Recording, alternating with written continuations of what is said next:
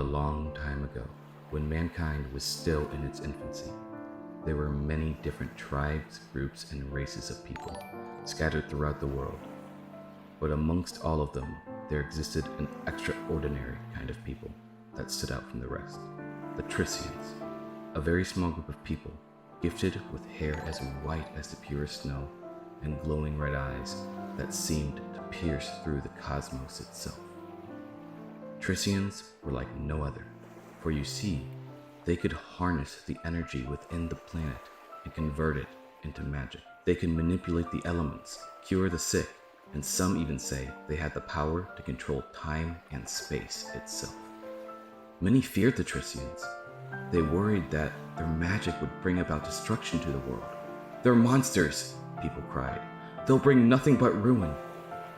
Many Trissians were shunned from the outside world. Their magic was only seen as something that would cause despair. However, this changed when a Trissian man rose from the ashes of shame brought about from the rest of the world. This man would travel the world, curing the sick, feeding the hungry, and bringing prosperity to the poor. His name was Alphorus, a Trissian whose kindness and compassion were unmatched, and whose magic was the most powerful of all the Trissians. A man beloved by all. Wherever Alphorus went, peace was sure to follow. Wars were ended, plagues were vanquished, and people were happy. Alphorus did not travel alone, however. He was accompanied by a devout group of followers, and amongst them stood a man whose name was lost to the rivers of time. A Trissian warrior who was always besides Alphorus, a magnificent fighter, a loyal companion, and a cherished friend. A childhood promise was made between the two on the night Alphorus's parents were killed by those who feared the Trissians. A promise to save those who were helpless. A promise to one day rid the world of all pain and suffering. A promise to never feel sad again. Since that night, Alphorus and the warrior fought tooth and nail to rise up the ranks, to establish themselves as a force of good in the world. After many years, world peace seemed like it was finally on the horizon. But suddenly, things took a turn for the worst. A dark omen was brought about onto the world. From the depths of hell, 7 entities appeared. These terrible beings were known as the Seven Seals. The 7 Seals ravaged the world with chaos. Cities were burned, kingdoms were destroyed, and families were lost. Alphorus and the warrior watched in horror as the perfect world they worked so hard for was crumbling right before their eyes. Alphorus and the warrior fought against the seals with all their might, but it was to no avail. No matter how mighty the spell, no matter how powerful the blow, no harm could be done to the seals. All was lost. But then, as the world fell into darkness, a beacon of light came before the two. A weapon appeared, whose blade glistened with the cosmos, and whose magical energy was seemingly limitless. It was the Invoker, a weapon only known in legend. Alphorus and the warrior knew that this was their only chance at victory. The warrior took it upon himself to wield the Invoker and began to fight against the agents of chaos that were hell-bent on the world's demise. Alphorus could only watch in awe as the warrior used the power of the Invoker to deal blow after massive blow to the 7 Seals. However, even this power wasn't enough. Even though the Invoker was capable of inflicting immense damage to the Seals, the sheer number of them was too much to bear. Was this it? Was the world Alphorus and the warrior envisioned just not meant to be? Was this world truly destined to crumble to dust? No, the warrior noticed something odd about the Invoker. It was a strange feeling, as if someone or something was inside of it. The warrior stopped and focused his energy into the Invoker, searching for what lay within. Then, the warrior heard a voice from the Invoker. "I am Jem," said the voice. "I am the arbiter of the Invoker. What do you seek from me?" "Please, you must tell us how to defeat these demons," the warrior pleaded. "You will never defeat the seals with sheer force alone, for their numbers are too great," Jem responded. What are we to do? The warrior cried. The only way to defeat the seven seals is to lock them away with the power of the invoker, to create a barrier in order to imprison them deep within the core of the earth itself, never to return again, Jem explained. Tell me how to cast a spell, the warrior ordered. I will. However, in order to cast a spell of such magnitude, sacrifices must be made, said Jem. The warrior was taken aback. Sacrifices? The warrior questioned. Precisely, Jem responded. If you are to cast this spell, it will be at the cost of all Trissian magic within the entire world. Only you would remain with any magical power in the end. Not only that, but the spell also requires another Trissian strong enough to channel the magic in order to seal the barrier from the other side, ultimately sharing the same fate as those who are imprisoned by the spell. The only Trissian who is capable of this is your friend, Alphorus. The warrior fell silent. If this spell is cast, all Trissian magic will cease to exist except yours, and your friend will be locked away forever within the core of this planet, along with the Seven Seals, Jem reiterated.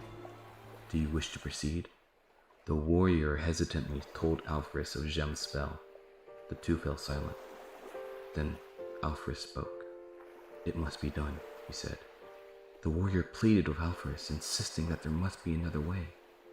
But deep down both knew that there was no other way. It was decided. The warrior raised the invoker to the heavens as it started to radiate a powerful aura.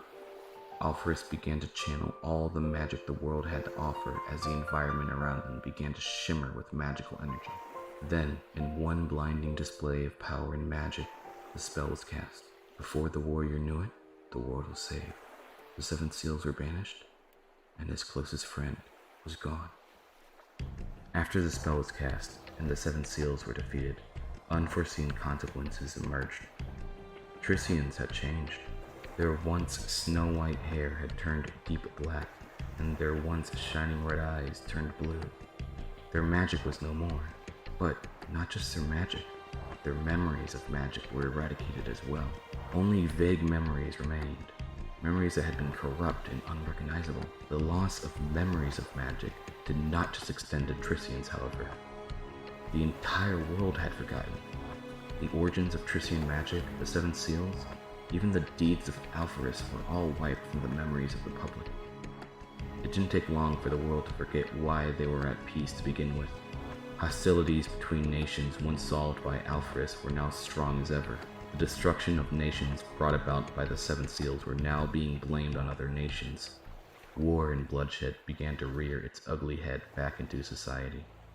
The warrior, the last true Trissian, had become filled with despair. Not only has everyone forgotten about magic, but all of Alphorus's and the warrior's hard work had gone to waste. Devastated, the warrior had decided to give up on the world, to go into hiding and disappear from the public eye forever. The warrior discovered a small isolated island known as Outless Island, a small island filled with peaceful people, disconnected from the struggles of the outside world. For the warrior, it was a perfect place to disappear. Many generations had passed since the defeat of the Seven Seals. Throughout time, the story of Alphorus and the warrior was slowly pieced together like vague, scattered memories, though now the story is viewed as nothing more than a fairy tale. However, there is still one link that ties the forgotten past to the present. A family who still resides on a tiny, isolated island. A family where the true story is still passed down from generation to generation. A family whose youngest member still holds the power to control magic. A young man with hair as white as the pure snow and glowing red eyes that seems to pierce through the cosmos itself.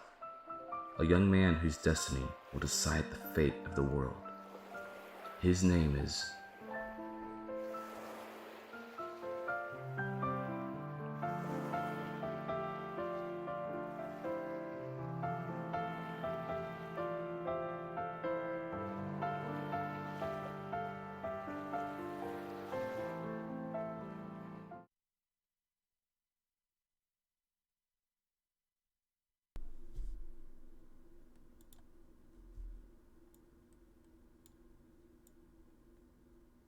Hello? Nah. See you guys. No. Hello. How you guys doing? Hold on a sec. Let me get some audio going here. How am I sounding for you guys? Thank you, Shizako, for following. And sorry, I was my lore was going off in the background, so I didn't have a chance to thank everyone for the raids. Oh my god. Thank you, Mossy Sky Pebbles, for following. I really appreciate it. Let's go ahead. We'll get some background music going. But yeah, how'd you guys like the lore, the lore video? How'd you guys like the opening cutscene to this to this or stream? Yeah, let me give a proper shout out for the raids. Who all raided me? Violet Storm, thank you, and Ovi, thank you, and I think someone didn't Enya, I think you hosted. Thank you so much, guys. I really appreciate it, and thank you, Merle, for the subscription. I really appreciate that. But yeah, how are you guys doing? It is my big day, my debut day. I'm so happy to see all you guys here. And I'm glad you guys like the lore. Good anime, 11 out of 10. Yeah. I was originally maybe gonna do some drawings for it, but the thing ended up being like 10 minutes and I didn't have time to do anything. So you know what? I did the classic Final Fantasy text scroll season 2. You know what, maybe I'll put more lore videos out, you know. Maybe there will be a seasons 2 if you guys stick around. Anyways, yeah, how you guys doing? This is my debut. Oh, thank you, Lexi Hart, for subscribing. I really appreciate that. Thank you so much. Yeah, it's really, let me tell you, it's been a long time coming for this. I'm like feel so honored to have such a great community behind me today, and just I guess I should start where am I starting from? How did I get into VTubing? It's interesting. At first I wasn't sure about like streaming. Oh, thank you. Oh, Merle. Oh my god, Merle. Thank you so much for the dono. Oh my god, hold on. I gotta see your donation message. Oh, it went away. Wait, how do I see that? Oh, Merle, that's so nice of you. Oh my god, thank you for the gifted subs, Lexi. Oh my goodness, you guys are too much today. Oh my god, thank you for the dono, and thank you that's so generous of you guys. Hold on, I feel like this music is just a slightly bit loud. Let me adjust this. Hold on. But what was I saying? Oh yeah. How did I get started into VTubing? Well, I think it started like how most people just sort of started like watching VTubers, you know. I got into Hololive a lot, right? And I really got into that kind of community, but it wasn't really until I started interacting with the indie VTuber scene is when I really started to get into it. Maybe someone might know me as a previous alias. I used to go by Mr. Comb Jelly before I became a VTuber. But when I was Mr. Comb Jelly, I just used to watch like I kind of like favored indie streams more than like big streams, because I just like that interaction you could have like more one-on-one interactions, you know, with bigger streams. I mean, with smaller streams opposed to like the bigger streams where, you know, big streams are fun, but it's like so crowded, you know, there, and it's hard to really get the like know a personal connection with the person you're watching. But with smaller streams, I felt like it had more of a personal connection. So I really got into a particular streamer. Her name is Fluffshe. If you guys don't know, she's also a VTuber. And her community was like so open and like so like, you know, you could have like one-on-one direct conversations with the VTuber, and it really inspired me to like start pursuing VTubing on my own, you know. At first I wasn't too sure about it because honestly I really don't like my voice. I thought my voice would be like kind of a turnoff for most people, but I think I've slightly gotten over that since I've started streaming. I've learned to appreciate my voice just a little bit more.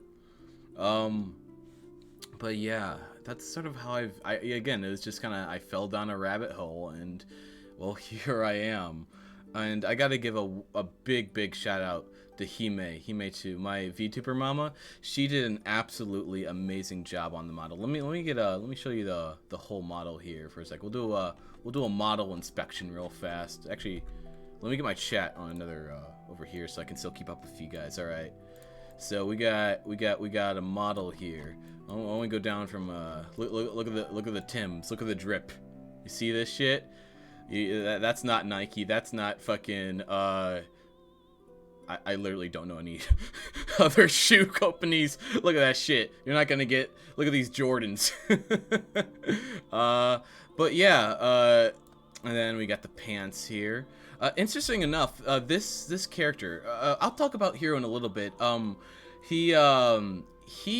I've had Hero for a very long time. Oh yeah, and this is my pants. But I've had this character for a very long time.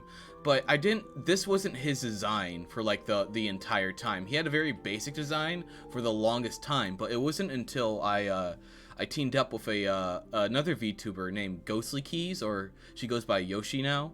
And she helped me design this version of Hero that you're seeing right here. We bounced ideas back and forth from each other, and we eventually came up with this. A lot of this is actually, the way I described it to her is like, I wanted to design like a Kingdom Hearts design, but like toned down like 3 levels, you know? So I want like something like elaborate, but not so like over the top it's kind of goofy, you know? And I think it really turned out pretty well. But yeah, so a lot of this inspired by like a JRPG kind of get up. But yeah, they're my jorts. I got my jorts there. Oh, someone followed. Hold on, or someone did something. I need to go to my OBS. Oh, thank you, Lazulan for following. Guys, if you know anything about me, I am god awful with names, so I deeply apologize if I butcher your name. It takes me a while to learn it. Yeah, I got the jorts. Yes, exactly. And I got the belt with the triangle, you know? I kind of... Well, I'll go with my philosophy. Let me show the whole thing off first. And then I got the jacket. I think I really like... The jacket went through a lot of, like, redesigns. Because before, we didn't have these flames. It was just sort of, like, just plain. And I didn't feel like there was anything there to, like, really show off. Like, I think I needed something more. So, if anyone was watching Hime's process of designing this was actually a recent change where in the beginning these flames were actually more like a kind of like a diamond kind of shape, but it just wasn't really, you know, vibing with me, so I decided to change it up. And there's actually something about these sleeves, if you noticed. These could also, the way I did these sleeves is like, it could either represent like magical flames or waves of an ocean, depending on which way you look at it. So if you look at the blue, right, you can see like waves, but if you look at it from the other side, it's like magical flames. So it's kind of like both, you know? I thought that was pretty clever. And then we have the star right here. This star has like been from Hero since like day 1. I've always liked this little star design. In my original like my old drawings back in high school, which we will look at today. I'll show you some of my old drawings of Hero back in high school. I always gave him like this little star design. It used to be like directly on his shirt, and he didn't have a jacket. But I thought, you know, putting on the jacket was a good compromise for that. And we also got a little necklace here made of obsidian, and may or may not be lore related. You'll have to maybe wait and see a little bit for that, you know. And we got a little turtleneck here, and yeah, and of course, I don't know if anyone's ever noticed this, but check this out. I'm gonna really zoom into my eyes. This is really cool. Hold on, we'll get some. I want to reveal it really slowly. Okay, I think that's the max I can zoom. Check this out. You guys see my eyes? Check how they're like sparkling in space and shit. Check that out. Isn't that so cool? Hime really did an awesome job with this. It's so crazy. Yeah, I don't know if you. It's hard to tell when I'm really far away. But yeah, they like have like sparkles and shit going through them. And we got my hair. Oh, but that's not all, chat. That's not all. Let me slowly scroll. Scroll by scroll. I'll get through this. Hold on. Let me pull up something real fast. If I remember, what was the key command? We also have, check this out, guys.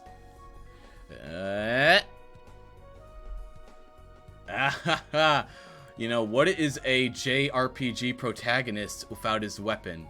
So, if you guys remember, this is the Invoker, you know, in the lore.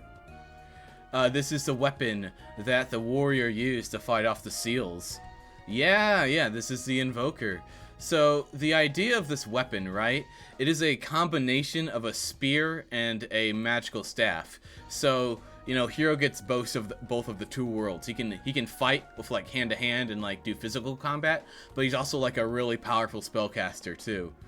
So yeah, pretty cool, right? It says all this, so it's like that glowing shit. It's like emphasis, like how much magical power it has in it. Homie got dripped out with weapons. Hell yeah, man. Yeah, we got a spear here, and also, I also got something special. I think I've shown some of you this before, but I can show you some of my faces. So I got some expressions too. This is when you make me sad. You know what? I'll type out one of my fucking scuffed emotes to show how sad I am. Let me see here. Hold on a sec. Where is it? Here we go. This is how sad. Yes. I'm sad. Though I can still smile. I can be happy sad. Like, hi. That's my sad. And, this, let's see here. This is my shock face. That's when I announced, like, oh my god. What the fuck is that? Did Shrek just get announced for Smash Ultimate as a secret DLC no one knew about, dude? They finally added him. They finally added Shrek. Holy shit, it's about time. That's when I get really hype, and maybe that'd be good for React videos. But the really cool one I want to show you guys is this one. Check this one out. This is when I'm serious, guys. This is when I'm ready to to throw hands. So you got my hair flying now, and you see my eyes? They're glowing even more red now. Check that shit out. Yeah, that's Angie me. I'm not messing around. This is I should have put this throughout the whole time I was fighting that fucking Gonark in Black Mesa. Copium expression. Oh my god, dude. If I could get like a fucking copium like mask, that would actually be amazing. But yeah, that's a little display of my model there. And how do I get rid of that? Yeah, check that out. Oh, also, it actually comes with a little animation too when I summon the Invoker. See, it has a little bit of a shine there. And then when I put it away, whoosh, isn't that so cool? And I also love how Hime does the physics on this. The physics are so good, so I can rock back and forth, and my jacket sways, and my necklace does a little thingy-mabob. It's so cool. It's so awesome. But yeah, let's see here. Where am I putting everything right now? There's so much. Okay. Let's see. What should we do now? Should I show you my... I'm debating what I should do, Surf. Do you guys want to just learn a little bit more about me, or do you guys maybe want to see some of my drawings, my old cringy drawings from high school? That was I can go in a little bit more detail of like how this whole hero thing happened. Oh, let me more lore. Okay. Let's see here. You know what? Sure, why not? I can pull up. Let's see. How am I gonna pull this up? Actually, I didn't set anything for OBS. Give it to us. All right, Yo really wants the lore. It's kind of lore, I guess. It's just pictures to show like how far back Hero goes, you know, because the Hero originally wasn't a VTuber. Like he wasn't made for like a VTuber, right? His design was actually made for a JRPG kind of game I had, a game idea that I had way back in high school. Is this the one? Yeah, looks... No, that's not the one. I lied. Don't listen to me. Let's see here. But yeah, the idea was that it was kind of like an amalgamation of like all like kind of my favorite JRPGs, like all the stories kind of like intertwining into like one kind of thing. So I've like picked in a lot, like I've like taken a lot of elements from a bunch of other games like Final Fantasy and Kingdom Hearts and Chrono Trigger and Xenoblade, kind of all like mashed together in one kind of game idea that I had. I've had this idea for so long from high school, but the thing is, I realized like at some point that I wouldn't really have the resources to make this game out at once, so I kind of gave up on the game. So yeah, Hero was like kind of out of like my mind for a while after high school, but you know, when I decided I was going to be a VTuber, I was thinking about characters I wanted, and I just thought back to Hero, you know.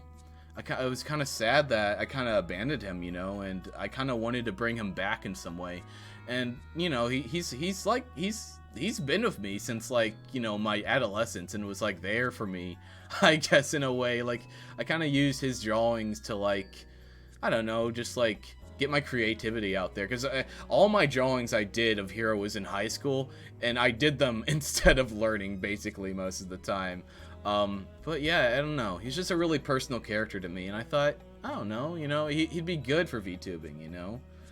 But yeah, let's see if I can open this and I can show you. I can show you some of this shit. I won't be very organized. Let's see if I can't do this. Oh, thank you for the follow. Oh my god, that is a hell of a name. Ayo Jakunzuko? I am sorry, I probably butchered that name. Thank you so much, Ayo. I really appreciate that. Let's see here. Let me go to my display capture. Let's do a window capture, maybe. And then photos? Does that show up? No? Wait. My thing's blocking the thing. I'll get this to work. Hold on a sec. Where are you? Damn it. Yes. Let me try this. I forgot to. I probably should have this. No, not window capture. I want to do window capture. No. Sorry guys, just a little technical things. But yeah, Hero, it's interesting. Again, like it's been so long since I've like oh, there we go, but where am I? You know what? Wait. No, I don't want that actually. Because then you see my OBS. Hold on. Let's remove that. Actually, I was almost there. I think I need to do a display capture, and then no, a window capture. Excuse me. Come on. I can just. Oh, thank you so much for the follow, Luke. I really appreciate that.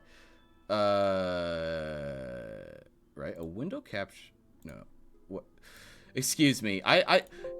It should also be known that I have fucking ADHD, and I'm like, and a lot of the time my brain just don't work good.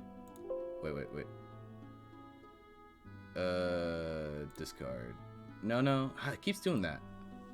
No. I want to be in front of it. Well, you know what? Here's what we'll do. Fuck it. I'll just be on my computer stream, and then we'll move this out because I want to show you guys.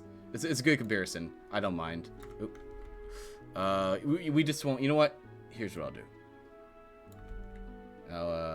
I'll put chat. I'll put you above chat so chat can still get here. There you go. There you guys. You're still there. But yeah, why don't we? And I'll move myself. Oh God, wait. Hold on a sec. My thing is still here. Hold on. Let's move you guys over here for now. I'll move these back when we're done looking at this shit. Okay. Excuse me. We're here now. Jesus. All right. Let me move my guy a little bit over here. I think that should be good. And let me go back to my. Oh shit. Oh, it's like. Oh, you know what? Oh, it's like. Let me just. Before I do that, let me hide this, and then I'll do it like that. So I'm not accidentally doxing myself. But okay. All right, there we go. This should be good. This should be good. All right, let me put it back on. Where are you? Where are you? Come on. There you are. All right, here we go. Here's some old hero lore. So, as you can see, back in the day, I used to draw Hero doing a lot of spells. As you can see, the design has changed a lot. This was kind of my go-to design for Hero. He was kind of inconsistent most of the time, to be honest. Wait, I can't put you there now, because you'll actually show up. Don't dox yourself. Yeah, like Crowan. But yeah, see how I was saying how, like, the star has always been, like, something I've had. And also, please apologize for the fucking poor-ass art. I am not a good artist at all. So I, like, wrote, like, magic spells down here that he would do. So this would be, like, his healing magic, wood magic. So let's go to the next one. Or wait. Oh, come on. Don't do this to me. Oh, wait. You gotta zoom all the way out. Going too fast. Okay, so this right here, this would have been sort of like a character, like one of the one of your party characters, you know, one of your guys that would follow you on your adventure, Kites. The idea is that he was like one of Hero's companions on the island, one of his friends that embarks on his adventure with him. I gave him kind of like the anime goggles, you know, and kind of like a scar to show, you know, he's been through shit. And his weapons are like these the star and moon daggers or something like that.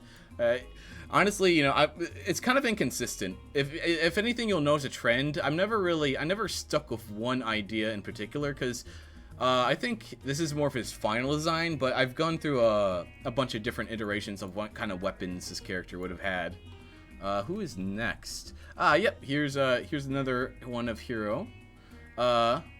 Yeah, this was an earlier design of the Invoker. Before the Invoker was a lot shorter. It was more like a short blade almost. And this guy, if you remember over here, what is this creepy fucking star dude? That's Gem. If you guys were listening in the lore video, Gem was that mysterious voice that came inside the that was inside the Invoker. So this is the entity that like resides in it. Think of Gem as like you know, in what's it called? A Skyward Sword. You had Faye, like the little the lady in the sword that would assist Link throughout his adventure. That's basically what Gem is. He like he can talk to Hero through the Invoker and like give him advice and shit like that. I wouldn't make him as annoying as Faye though. No, that would be a crime. All right. He would be like Faye, but the cool Faye, you know. Okay. Where's my OBS? What's going on here? All right, let's move on to the next picture. Who else we got in here? Yeah, why did I do this? Why did I say not final design? Like, who am I telling that to? To me? Thanks. I got the idea, Hero. Jesus. All right. Who else we got? Yeah, here's another picture of Gem. A more close-up picture of him. This was actually a later design of him. I had an earlier design that was that didn't really have this fire. You'll see it later on, but I've always pictured Gem as this like mysterious figure with like a long cape and just like disembodied hands and stuff. All right, guys. I will give you a hint. I will be amazed if anyone can pick this up.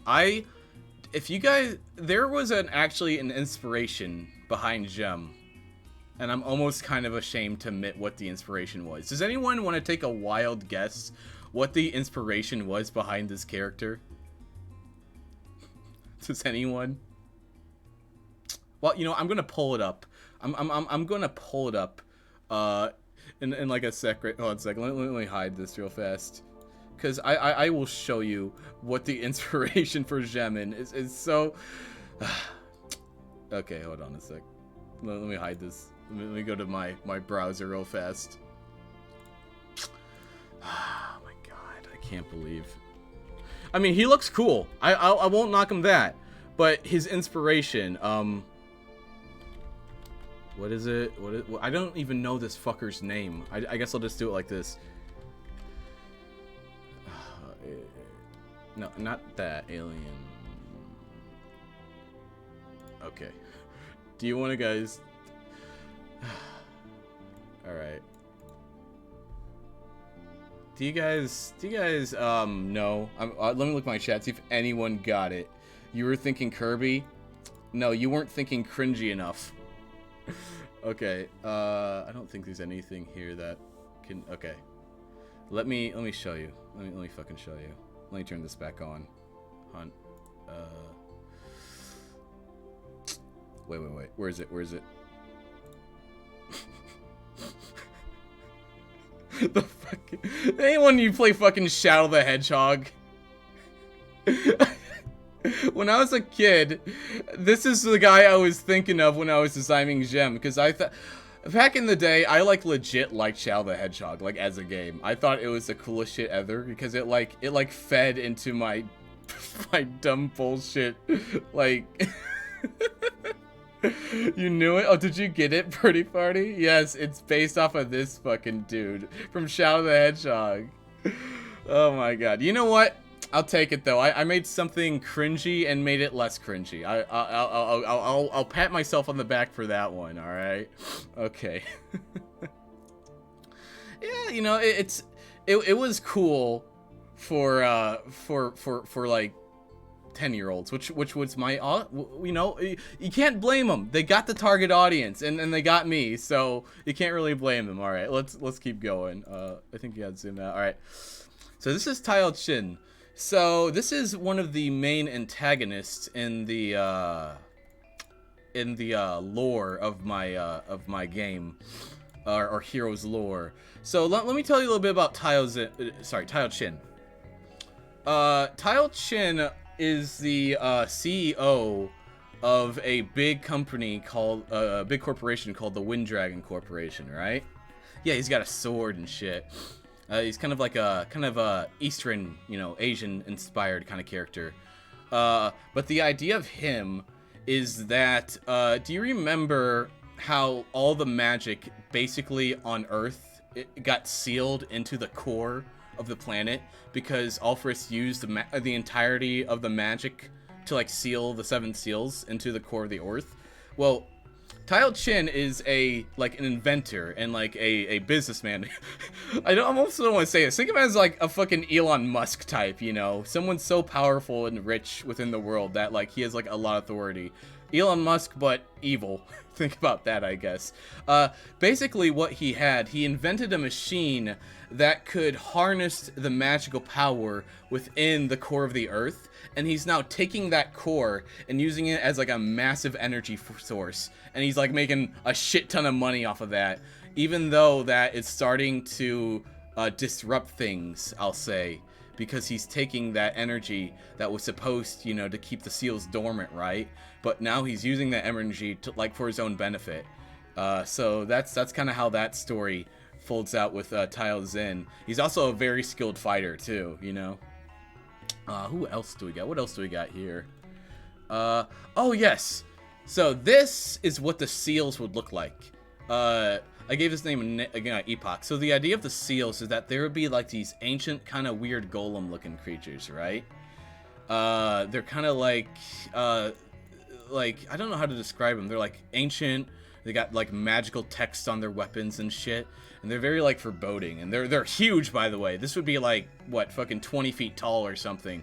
They're very big too, and they're extremely powerful. So they're not to be messed with. That was the first seal, Epoch. Got at my coke to fully enjoy the lore. Thank you. I appreciate you guys enjoying the lore. But yeah, that's Epoch right there. I don't, again, their names can be inconsistent, some of the designs, but the first seal has always been pretty consistent with this kind of head-looking thing, with a wand and stuff. These guys were actually inspired. Is anyone familiar with the Dot Hack series, the video game series? If anyone knows about Dot Hack, especially the GU types, they had these weird avatar things, and I always loved the way they look. So a lot of the seals are kind of based off of those designs. But yeah. This is the second seal, Janus. Is a big, kind of faceless doll-looking thing with a crown of like floating eyes and a big hand of a giant eye. They'd all have like, these are going to basically be like big boss fights in the game, right? And they'd all play differently. So this guy would be more of like a magic, like a spellcaster, and he'd also do more physical attacks. Well, this guy would like keep his distance, and like he'd be all about like illusions and stuff. It's something like that. Yeah, GU. Yeah, I loved GU as a kid, man. Dot Hack was the shit. Let's see here.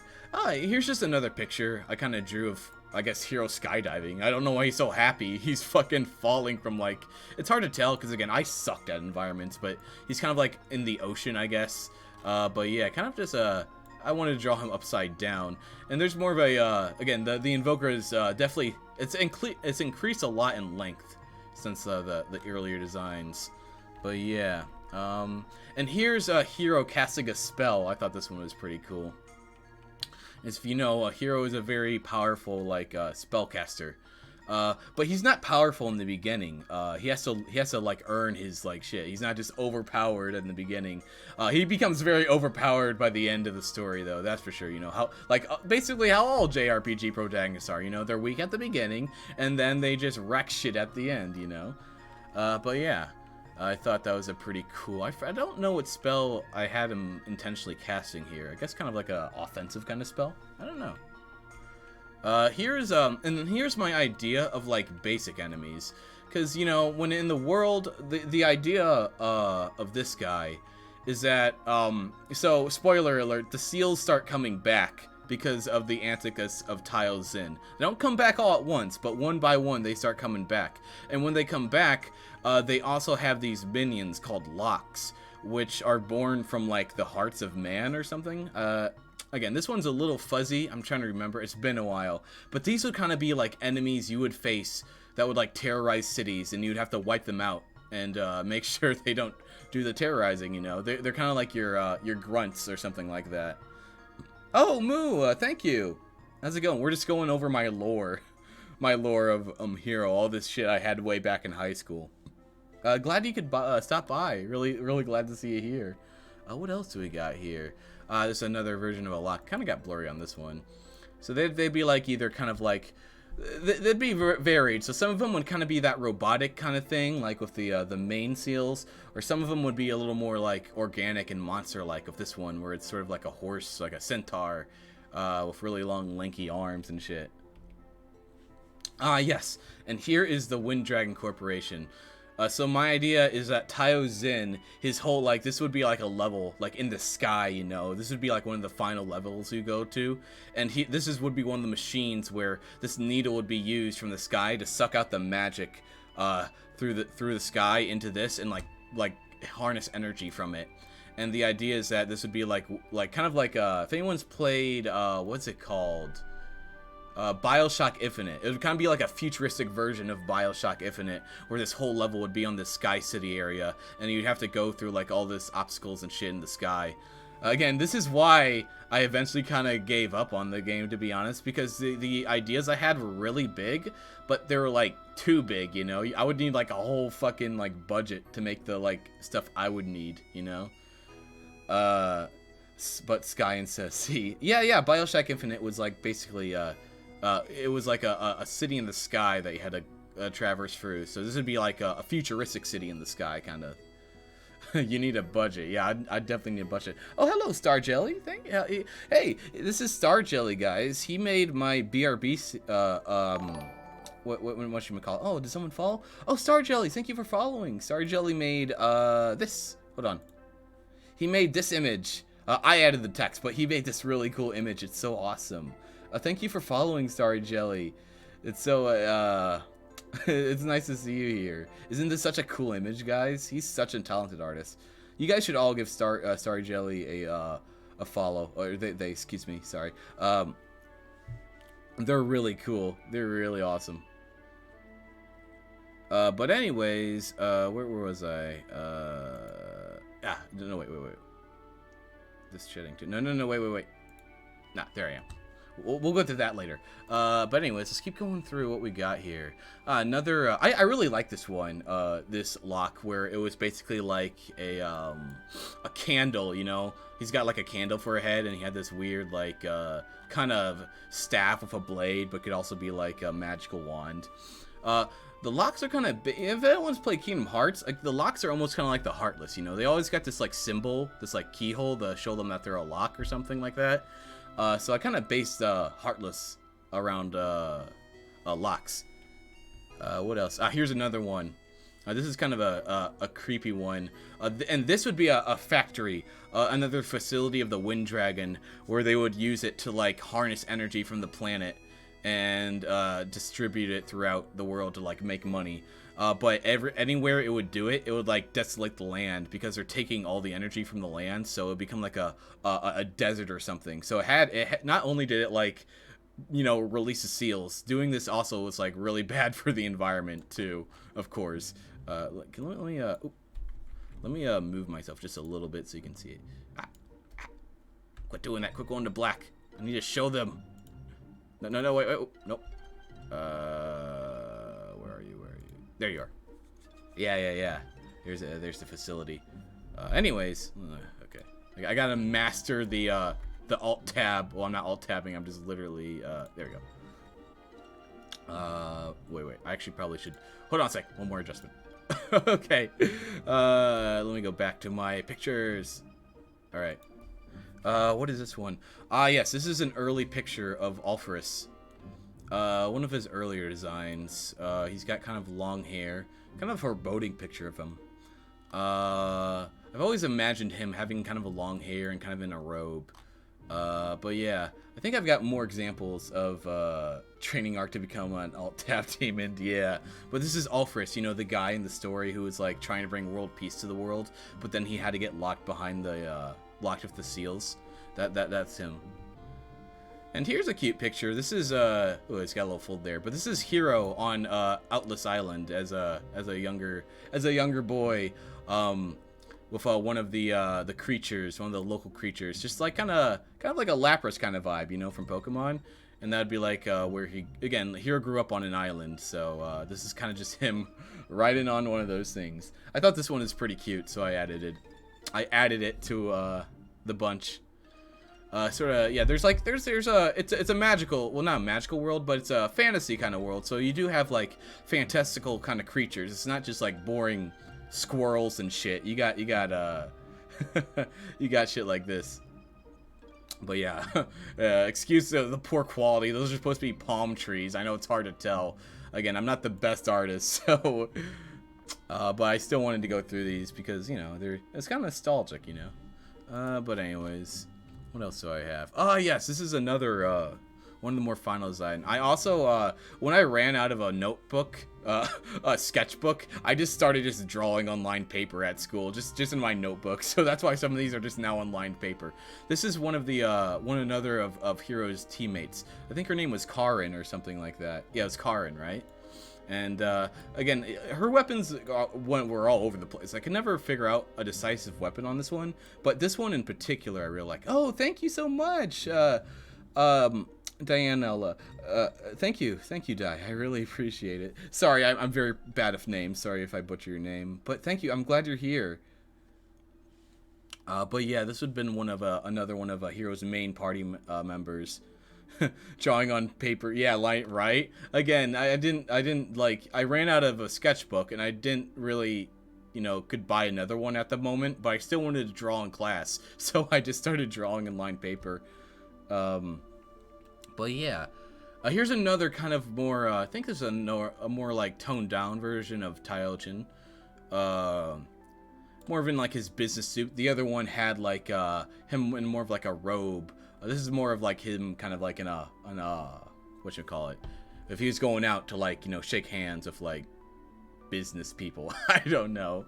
But yeah, let's see here. I've got a lot of drawings, damn. Come on, get out of here. Here's a more stylized version of Alphorus. Oh yes, Saint. I kind of dropped the Saint. I used to call him Saint Alphorus, because in my I guess he would be kind of a saint, because he you know, he helped so many people, but you know, in the lore, everyone forgets about him. So the saint title kind of just gets dropped because of that, you know, because no one remembers all the deeds he did. But yeah, that's Ulfrus again. Again, I've always had him like in this kind of robe with kind of long hair and kind of like this gem kind of thing in the middle of his forehead. Oh, Ergo, thank you for yes, thank you. I really appreciate it. I'm so glad I'm debuting too. Oh, did someone? Oh, who followed? Who followed? Oh, Strawberry. Thank you so much for following. I really appreciate it. Ah, shit. Let me get this back. Okay, what else we got? Wait, where'd my chat go? Why is my chat so tiny?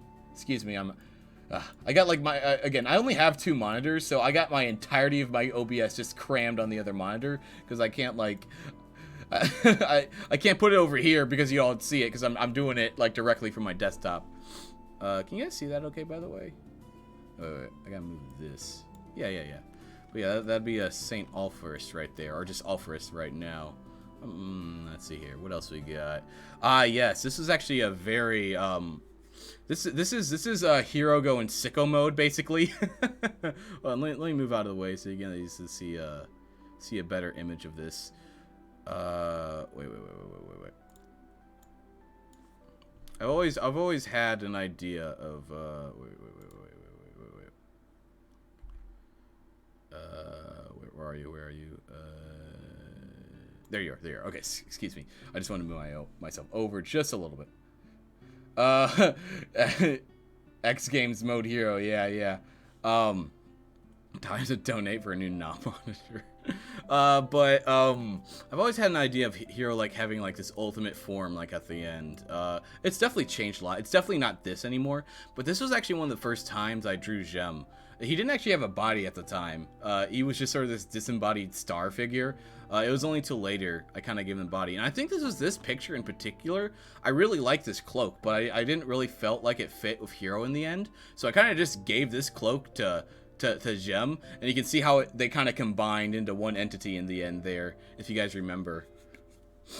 This isn't even Hero's final form. This kind of used to be his final form, but I've changed it since. That may or may not be a thing in the future. Who knows? Yeah.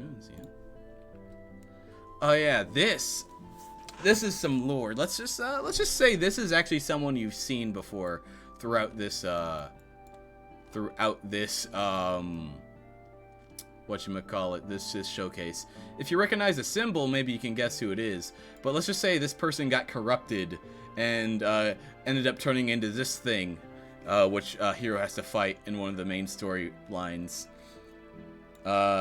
But yeah, it's kind of like this creature that has like these bat wings that one's like a black one and one's a white one, and then he's got these like 2 floating like laser swords. One's like black and white, the other's black and white. But yeah, not Elon Musk. anyways, let's keep going here. Here's another seal. This is another seal. This one I gave him a really big sword. He's kind of lanky, but he would be the biggest seal of them all with this giant ass sword that he'd have to like basically like, this guy was like 100 feet tall. Like this guy was like ridiculously big. It's hard. I know I didn't really give anything to scale it, but basically this guy, you would actually have to like run up his sword and try to attack him like that. But yeah, that's another one of the seals. Oh, here's another design of Epoch. Again, I've made multiple designs of this. Mind the spaghetti sauce. I don't know what that is. That's just some stain that's been there, I guess. But yeah, in this iteration, I kind of gave him eyes and kind of gave him like, I guess, a 6 on his staff. But yeah, there's another version of that guy. Man came right out of Dark Souls. Oh yeah, you think so? Oh yeah, this was some dialogue I had.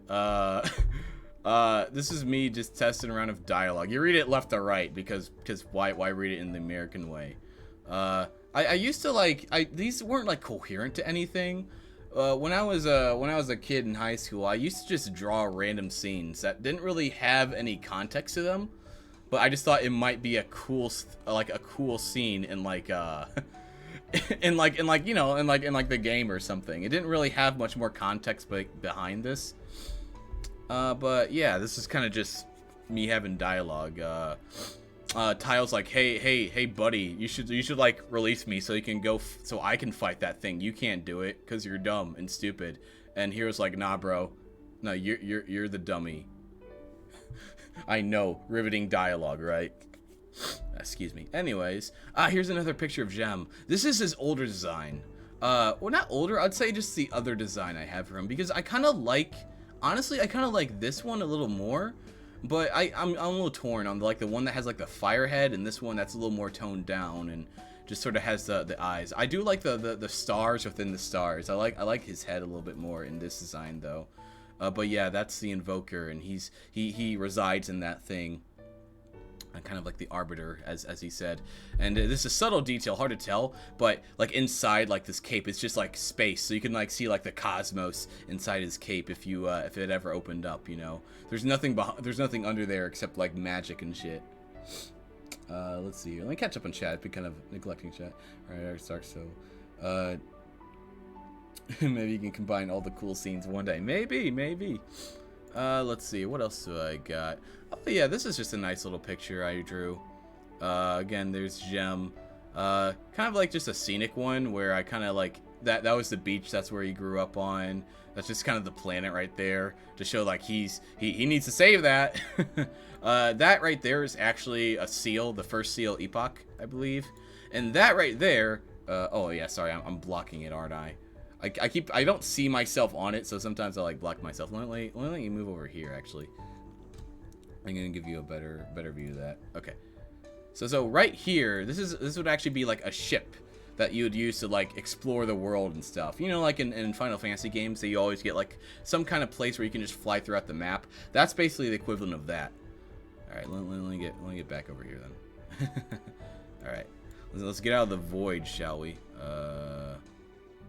Let's see here. No. We need to. No. There we go. All right. Let's keep moving on. Yes, this is actually probably the first drawing of Hero I ever did. As you can see, he was pretty different. This is before I even had like a story or anything for him. I guess he's always had this like long hair. This one was definitely a more modern take on Hero. This would be more like of a hero like in like today's like kind of a more grounded world. But yeah, this is probably the first drawing of Hero I ever did, like way back in like my first year of high school. Let's see here. What else we got? Another version of Chin right here. This one kind of like I combined more of the business suit, more of like a casual kind of I guess you would call it a kimono. I don't know what I drew. And he's got like his sword sheathed right there, you know, because all CEOs need a badass samurai sword wherever they go, right? Alrighty. This one's kind of hard to tell. But this is actually Kites. If you guys remember, Kites was the guy way back in the beginning with the two swords. Again, this was me. Again, I've always been like wishy-washy on what the weapons were. So this is when he had like another kind of like, almost like a combination of like a big spear and a big blade as a sword. This is just me trying to like, I guess it was me experimenting with more dynamic poses. OMG, homie, like surpassed me years ago. This was like just a cool test I like. This was just a more, again, I kind of got into trying to make more dynamic poses. Let me see here. Did you guys actually see that? Yeah, you did. Let me move again. Boop. Get over here. All right. Back over here. Back up. Where are you? There you are. So yeah, this is more just like a dynamic pose of Hero doing one of his things. Oh, and Hero has a really cool ability. I can't wait to show you the ability I came up with him. One of my favorite ideas for Hero I've ever had, actually. I just really liked the whoosh. I thought it had good energy. Again, looking at this, the anatomy's all fucked up. It's pretty bad, but as a kid, I was pretty proud of this one. Not gonna lie. Oh hey, I, how's it going? We're just going through my old high school pictures of Hero. This is lore. We're going through the lore. This is another, this is an older picture. So back in the day, I actually had this concept of Hero being more like of a street magician, and he had like this accordion stuff. I kind of dropped that throughout the like his development. But this is sort of just him, going through the different like characters, and these would be like kind of like the kind of like a mob within the world, his universe, like kind of this like this crime organization. And there's a very early version of Chin right there. And then there's Gem over there. But yeah. What else we got? There's another picture of Alphorus. Been here is just silent. It's impressive. Oh, really? It's alright, I guess. Again, I'm not the best artist around. Definitely couldn't make my odd model. That's why I couldn't make my model on my own. Definitely needed some. Oh, Pandora Fox, thank you for the host. I really appreciate it. Thank you. But anyways, this is another picture of Alphorus there, looking kind of stern. Anyways, here's another. This is actually another seal. I really like this idea. It's a twin seal, so you got two of them. So the idea is that they would have these levitating blades, and this would be kind of be like they'd both have their own health bar. So it's like a managing boss, you know. You gotta manage both of them at the same time, and eventually they would like split off and be their own boss. It was a cool idea. Again, and this was I think this is another design of Gem I had where he didn't really have the fire on him. But yeah, they're kind of in this trippy space world. The idea is that Gem would also like speak to Hero in his dreams, and every time he would like speak to him in his dreams, he'd go into this like trippy world. Hey, Pandora, how's it going? Glad you can be here. We're just chilling out. I'm going through these drawings. So I think we're almost done. Then you guys can. I've been on this for so long. Damn, I forgot how much drawings I had in here. This is what I was talking about. So I gave this. You know what? Let me move myself a little bit so you can see this better. I'm gonna move myself here. I'm just gonna hide in the corner so you guys can see this. Where are you? There you are. Okay, so the idea is that like Hero has this ability, right, where he can put all like, if he wanted to spend all his magic, instead of casting spells, he could just shove it all into like around his weapon and make a giant like magical blade in front of it. Basically, in the end, he would run out of magic and he couldn't use it anymore. But instead of like going for like magical like range spell, he could just get a big like fuck off sword and slice this guy in half. So the sword become like 10 times the normal length. Yeah, pretty cool, huh? Yeah, I've always loved that idea. I'll stay in here because I feel like I've been blocking the pictures. No, where'd you go? I'll just stay like a little gremlin like this. All right. Yes. Here's another example of that, where he puts all in there and the blade gets really big and he gets to fight these seals. So even though they may be like really bigger than them, he can size up. You know, Hero can size up. What else we got in here? Okay, this is kind of just like an abstract lore thing. This is I don't even know how to describe this one. It revolves around the origins of the Invoker. And also, pronounce that. Someone try to pronounce that. I intentionally gave this thing like a very confusing and alien name. But this thing would be like some ancient like machine or entity that was responsible for, partially at least, responsible for the creation of like the Invoker. So at this point of the game, you would get into some really deep lore shit, like some Land Before Time shit. Like you'd discover like the origins of magic, and like it'd be like really mysterious and shit. Hero animating. Oh, we could try that. I don't know how I'd do it that game, to be honest. I draw very poorly when I have like a very limited time to do it. This would be like the final seal, like the big one. This guy, interesting. He isn't actually, despite being the final seal, he would be the smallest one. He would just be human-sized, but he would definitely be the strongest one. Even though he was the smallest out of all of them, he would be the fastest, and he'd be like the hardest to deal with by far. Because how fast he was and how much raw power he could like, put out there. But yeah. Let's see what else we got here. Was that it? No, I don't think that's it. Is that it? I thought more. Here we go. So yeah, like I said, back in the early concepts of Hero, when I would start like developing more of his magical side, I thought of him like a street position, and I always thought he'd have like this accordion, like that's what would be his like main instrument. Just because I really thought the accordion was a cool instrument back in the day, I kind of gave up on that idea. Kind of like a idea that fell off. But that was something back in the day. I was really into accordions for some reason back in high school. I just thought it was like just such a bizarre instrument that was really fascinating. Can anyone play the accordion here?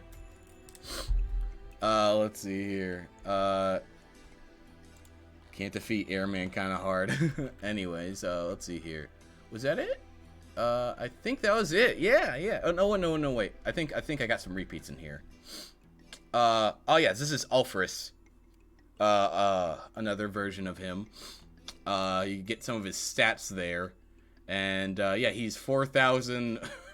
He's 4,571 years old. Very specific number. And he resides in the center of the earth. Anyways, sing us a song, you're the piano man. We already seen that one. Here's another example of Hero using that big, here I can show you the blade there. That big blade move where he puts all his energy in the blade and just slices off a limb of one of those giant like creatures. Let's see here. And there's another picture of Karen. Again, she didn't have her weapons have always been inconsistent. This one she kind of had these like dual swords. I guess I imagine her as like kind of the tough girl of the group, something like that. But I also drew her with some more like, you know, just to get like a balance between the two. She's not always like tough. She can be cute when she wants to, you know. So yeah, that's Karen. And then there's another picture of Kites. I didn't put any weapons of him, but he's always the one thing that's been consistent with Kites is that he's always had these scars and he's always had the goggles. That's been the one thing that was consistent with him. And then there's another version of I think we already saw this one, but yeah, this is Gem, the one that has some more flames on him. Ah, yes.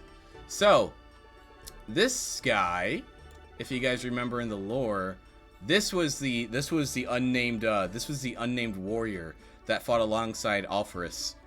This is him. I originally called him Skysong, but I don't think I kept that name. I think I called him something different, and eventually I just kind of kept his name a mystery. So that's not actually his name. I don't think I've kept that his name. But this is and you can't really see his face. He's still kind of mysterious. But this is the hero's ancestor that fought off the seals with Alphorus back in the day. We've already seen those. This is just a group photo of the party right here. And I think this is the first one I had in color. What's funny, so this was actually the starting point of this model's design. You see, I told you I worked with Ghostly Keys to make the design, the current design for Hero. This is where that started from.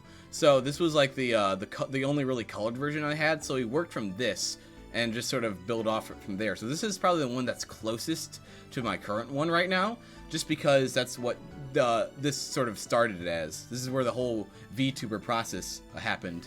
Yeah. Do you guys know what this was drawn on back in the day? This was drawn on 3D Studio Paint on the 3DS. Did anyone have that game? Because I didn't have a Photoshop or anything in high school. And I didn't really have a PC or a drawing tablet. So I just did the next best thing. I used my 3DS. And then I think this is the last one. And this is just another example. I really like that move where Hero could just put all his magic into his blade and make a giant magical energy blade to fight off monsters and shit. And that was the last one in color, I think. I really liked how it kind of popped with the red background too.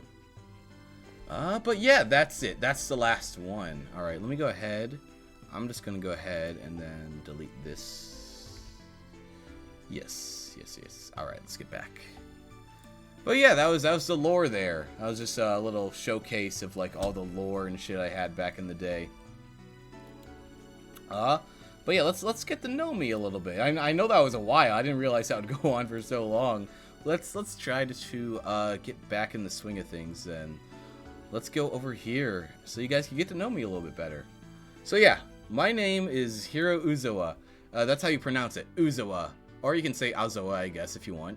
I'm not too picky about it, to be honest. You know what? Actually, now I can move shit back over here so I can stop looking over here all the time.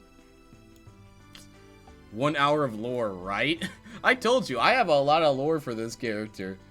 Again, I'm kind of cheating though, because again, he wasn't originally meant to be a VTuber. He was just supposed to be like a video game character. Wait, why are you spamming copium? Why, Mountain Chicken? What am I coping over now? Uzoa, yeah, Uzoa. I'm not too picky about it though. But yeah, my name's Hiro Uzoa. I like video games and anime, cartoons, movies. I like hikes. Anyone here like hikes? I really like going on hikes. Like, there's a really good place near where I live. It's next to a river. It's really good. It's really nice to hike up stuff. Because I don't like running, but I do like the exercise you get from like climbing up like terrain and stuff. So I will occasionally go on some hikes. I like water. Water is my favorite drink. It's funny, cause back in the day, I like hate soda. I should have put soda on dislikes actually. I hate soda with a burning passion. And the reason that is because when I was a kid and I tried drinking soda, I'd get like carbonation in my mouth, right? And I hated that carbonation, like the way it fizzes up in your mouth. So I'd always like spit it out. And that's been something that's like kept true to this day. Excuse me. Anyways, but yeah, I've had that like I ever since, you know, I just like water, man. I don't know, and it's not just the way it tastes. I just like that feeling of like drinking water. I just prefer it than just like flavored drinks. I don't know, but yeah, I like water and I love sweet things. So I got a sweet tooth. I love chocolate. I love hot chocolate. I love candy and shit. I love that shit. I do not drink coffee. I drink hot chocolate. I cannot deal with coffee, man. If I drink coffee, I gotta put so much cream and sugar into it. It basically becomes hot chocolate. It becomes hot chocolate too, you know. So I'm not a coffee or bitter kind of person. I got a sweet tooth. And I love VTubers, man. VTubers are like my favorite content. I can't get enough of them. I love the idea of VTubers ever since, you know, I'm one of those OG guys. I was watching VTubers way back in like 2017, 2018 with Kizunu Ai. Do you guys know Kizunu Ai? I think she's like considered one of the first VTuber, like if not like the first like big VTuber at least. Where her channel was like it was first like advertised as like the AI channel. I remember watching her back in the day. And ever since I've been hooked on VTubers. You know, it was kind of weird because there's kind of like I watched her throughout all of like 2018, and then I kind of stopped in 2019. But then back in 2020 when Hololive got big again, I started getting into VTubers again. But yeah, I was watching VTubers way back in the day. I guess if you played Vocaloid games, you could say you've been playing VTubers before anyone. Because would Miku be a VTuber? I don't know. She's like a virtual idol, right? I was unaware of VTubers during that time. Now that's cool. VTubers really kind of blown up. But yeah, dislikes. I dislike Snow. Yes, I used to like Snow. Oh, a V singer. A V singer. I see. Gotcha. I used to like Snow, but then I grew up, and now I can't stand Snow. Because I have to drive in it, and I have to fucking shovel it, and it sucks. It makes me sad. In particular, where I live, I have a huge ass driveway. I have to shovel the fucking thing. Like, I hate it. I cannot stand. The only thing that saves winter is fucking Christmas. If it wasn't for Christmas, winter would just be like the worst thing ever. All right. Snow is pretty and all, but if I didn't have to deal with snow, I'd like it. But the fact that I have to drive in that shit, I have to shovel that shit, I have to like go out in like negative degrees and fucking work my ass off just to get to work on time. Nah, I ain't having it. Also, my car has a funny little thing where if it gets too cold, it literally won't start. So if there's a bunch of fucking snow on it, I gotta try to start that bitch like 3 times. It's not fun. I just don't like snow. I don't like it. Sleep. You're asking, why do you hate sleep? Look, I do like sleep. I like when I can get sleep. What I hate is trying to get sleep. I am awful at like trying to get sleep. I just like I'm like almost like an insomniac like every other week, dude. It's crazy. Sleep to me is like, it's just a big inconvenience, you know? It's just trying to like, you know, you can never get enough sleep when you want it, you know? It's always like, and when you want to do get a lot of sleep, there's other things you gotta do, so you can't sleep. It's just a big time waster, you know? The world would be better if we didn't have sleep. That's what I'm getting at. Ban sleep. Cancel sleep, alright? We don't need it. And bugs. I cannot stand bugs. I have a big phobia of bugs. I don't become very heroic when a bug is nearby. Let me say that. I hate the fuckers. I can't stand bugs. Not any disrespect. Like, I like fairies, like Enya. Enya is not a bug. She's a fairy. She's cool. But bug? Nah, man. I can't handle it. Not to diss any bug VTubers out there. If the only time I'll like a bug is if you're a VTuber, but other than that, nah. I can't deal with you. And what's that? What? No, that last no. There's nothing there. Why don't we move on? I don't see anything under bugs. There's nothing under there. How do I change this? Is that there we go. Let's talk about my games. What kind of games do I like? I will tell you about the games. My favorite Nintendo franchise is Kirby. I know, right? Kind of weird, but I'll tell. Oh my god, you guys. Okay, I'll tell you why I like. Yeah, Hebe. Maybe it was too subtle. We pulled a fast one on them. The reason I like Kirby so much is because I got a big attachment to that series. You know. When I was a kid, I think I told you, because I recently actually streamed Kirby Nightmare in Dreamland, right? And that was the first game I played as a kid. Well, not the first, but one of the first games I played as a kid. But more importantly, it was the first game I ever beat as a kid. So it made me feel really, really accomplished. Because, you know, it was just easy enough for like I could actually beat it, you know, because when I was a kid, I could never beat games, you know, they were too hard. But, you know, me beating Kirby, it actually, like, say, oh my god, I accomplished something. Yay! You know? It gave me a sense of accomplishment. And, you know, it was kind of like, I think if it wasn't for Kirby, maybe I wouldn't have gotten into games as much. Because, again, before then, I couldn't really beat games. And I kind of, like, gave up on them before because they were too hard. But since Kirby allowed me to beat games, I got more into games, you know? So I think I owe a lot to Kirby for me being a hardcore gamer, you know? Being one of the elite game, like 420 XX no scopers out there, you know. But yeah, I like Kirby. I also love oh god, I like Kingdom Hearts. I do, and I'm not proud of it. I'm not really proud of it. I just kind of fell into it. All right, Kingdom Hearts isn't that bad, but oh my god, look. If anyone knows Kingdom Hearts, you know how fucking stupid that series is. I'm sorry. I have a soft spot for it. It's basically nostalgia. I mean, legit, the first two games are really good. It has good gameplay, and I think the stories are pretty solid. Even 2. A lot of people give 2 crap for being like really convoluted, but honestly, it holds up. It's just what happens after 2. It's hard to defend unless you're not a Kingdom Hearts fan, so, you know. But no, I have a lot of memories of Kingdom Hearts. It was interesting. It was, I think, one of the first PS2 games I played. It's what got me into the PS2. And I got it as a gift as a kid, oddly enough. It's a very fuzzy memory. But I know for a fact I got Kingdom Hearts as a kid, and it was funny. I held off playing it for the longest time, like Kingdom Hearts 1. Because I looked at the back, I saw Genie, and I saw Goofy, and I was like, what is this shit? This is Babby game. I'm not playing Babby game. So I didn't actually play it for a while. But one day I was just kind of bored, and I saw, hey, there's this dumb Babby game with the Genie on the back, and there's Gooby. There's Gooby and Dolan. Fuck it. I'm bored. I'll put the game in.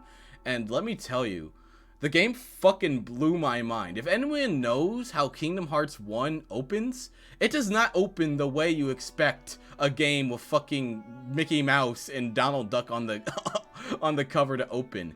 It's just, first of all, it has a fucking banger ass music video. It's straight out of like fucking, it's like this techno fucking song that has all this trippy imagery, and then you go into like this place, like this dark void, and you start fighting shadow creatures, and then you fight this giant fucking big shadow creatures that tries to get. It was nuts, dude. It fucking blew my mind as a kid. And it was like, what the hell? This isn't Gooby. This isn't fucking Dolan. What?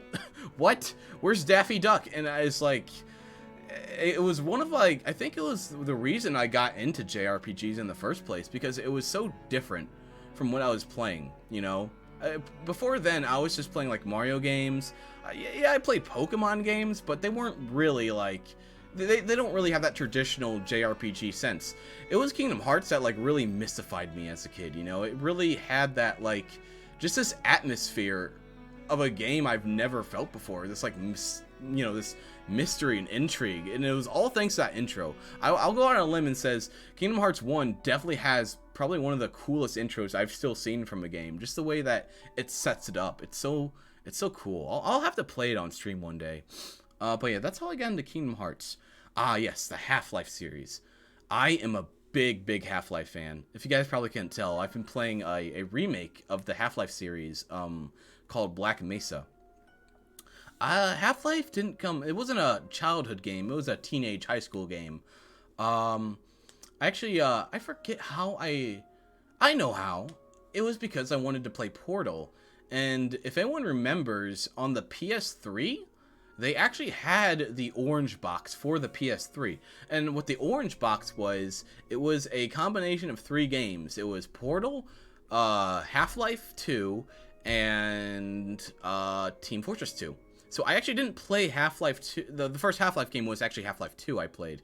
But I didn't play it on a PC. I actually played it on the PS3 of all things.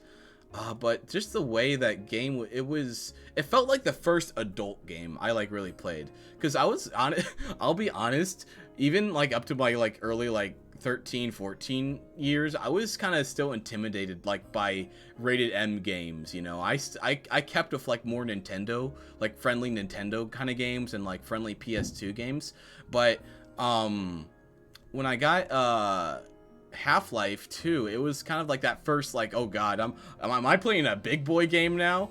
But the way it sort of like told its story, the way it was like very like atmospheric in a way, that's the best way to describe the Half-Life series. It's not like bombastic cutscenes at every like moment. You always feel like you're in the world, and it's the way they handle how you play in the game. You're always in control. Like there's never a moment like you're like watching a cutscene and you have to put down the controller. You can always have the controller and do something while things are happening. And like it always had like the sense of like isolation I liked in Half-Life 2. It's a very lonely game. You know, you're going through like this like post-apocalyptic world, and you're fighting all these like police, combine, zombies and shit. But there's also a lot of quiet moments in Half-Life where you're just like kind of just exploring the ruins of like a post-apocalyptic world, and kind of like a way that's like very like eerie, but also kind of soothing in a way. The best example I can think is the bridge scene from like Half-Life 2. And there's a part in the game where you have to cross a big bridge, and you have to defeat all the enemies. But after you do that, it's just kind of just like a quiet walk back, you know, and there's just like ambient music starts playing. It just makes you think like, man, I'm kind of far away from home, aren't I? I don't know. It's kind of got this like almost homesick kind of feel. What's next on the game? Oh yes, JRPGs. I love JRPGs, man. Oh, wait, I missed Portal. Oh yes. So, like I was saying, so the orange box got me into Half-Life. It also got me into Portal too. Portal is, I don't think Portal needs an introduction, right? We all know what Portal is. Portal is just like so, the concept of Portal seems so simple, but so cool at the same time. Like it's so crazy that they were able to make a series that where you don't even shoot people. Like there's no weapons. There's only one weapon, and it's not even something that damages people. But they still have a game that's so like action packed and so like dynamic. You know, at times I forget it's like a puzzle game, but because there's like so much action and like crazy shit going on. Yeah, I guess the Portal would be considered my first like really big puzzle game I was into too. You know, it was one of the first games that like it fucking challenged me, man. And it wasn't just trying to beat a boss this time. It wasn't just trying to get like an HP down to 0. I actually had to think with a brain. I don't have that, guys. I was like, what the fuck? Wait, where is it? Where's my brain? Did I fucking put my brain somewhere? God damn it. I was like that when I was playing Portal. I was like, how am I gonna get through this shit? But you know what? When I finally did, like, after, like, hours and hours being stuck in one fucking room and, like, figuring out, oh, shit, okay, so I used my momentum to get through here, and then I put a portal there, and oh, shit, that makes sense. It made me feel like I was fucking Stephen Hawking, alright? I had a galaxy brain. That's what Portal does, man. It makes you think you have a galaxy brain. And I don't think a lot of games have that kind of power Portal does. I mean, yeah, you can kind of get that from puzzle games, but it's not Portal, dude. Not most puzzle games don't have the atmosphere and lore puzzle, you know, Portal does. Like, that's so crazy to like think, because when we think like puzzle games, we think of like Tetris, or we think of like fucking what Puyo Puyo maybe, you know, shit that's you just kind of play on your own. But Portal was the first one to really take the puzzle like genre and like push it to its like maximum, to make it you know, we're gonna have interesting story, we're gonna have an interesting environment, we're gonna have interesting characters. And my god, isn't GLaDOS, so let's talk about characters. GLaDOS is probably one of the most iconic characters in like video games, like one of the most iconic villains, at least for me. Just the way that she's so like callous but like funny at the same time.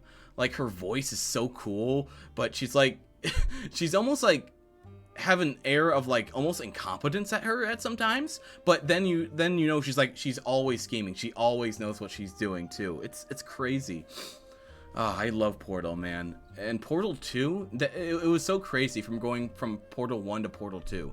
Because Portal 1 was like a game you beat in like an hour, right? But Portal 2 was like this monolith, like this giant compared to Portal 1, you know? It had like all new puzzles and shit. They had this whole underground section where like, it just makes you think, how big is this fucking facility? Holy shit. Am I ever gonna get out of here? But yeah, man, Portal, and let's not forget about fucking Cave Johnson in Portal 2.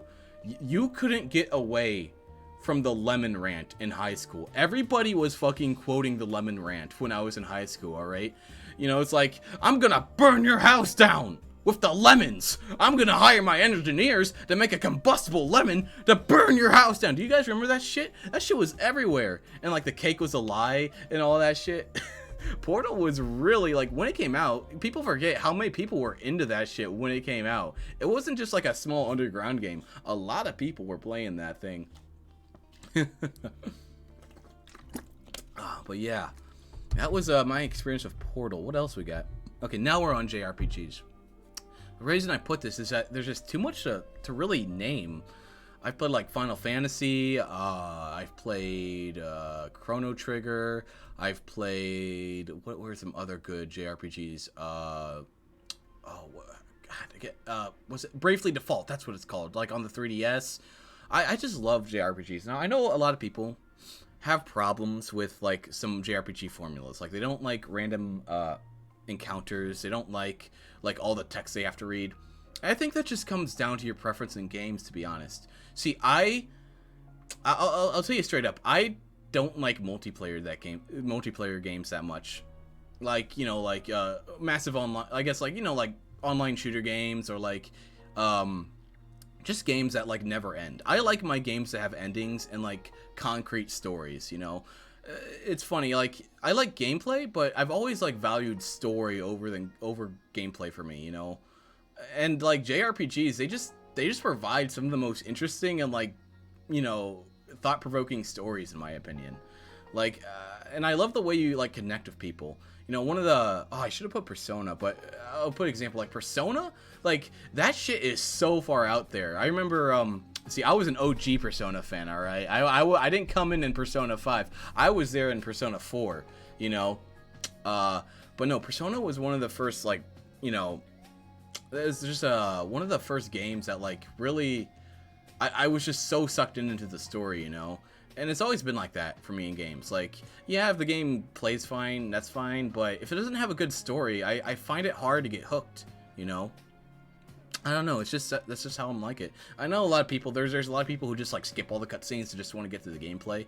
But I think there's value in just like admiring a story like someone put together in a game, because, you know, games are an interesting medium from telling stories. You don't, it's not like a book and stuff like that where, you know, you can just flip the pages, or a show where you can just watch. I feel like games have the potential to tell the most interesting kinds of stories, you know. It's really cool. That's what I'll say on that. And speaking of JRPGs, let me talk about probably one of my favorites, one of the classics, Chrono Trigger. Oh my god, I love Chrono Trigger. So I played Chrono Trigger DS, the DS version, back when it came out in what, like, I want to say 2006, 7, maybe even 8. I forget when the game came out. I got so hooked onto that game. It's like, it was so crazy.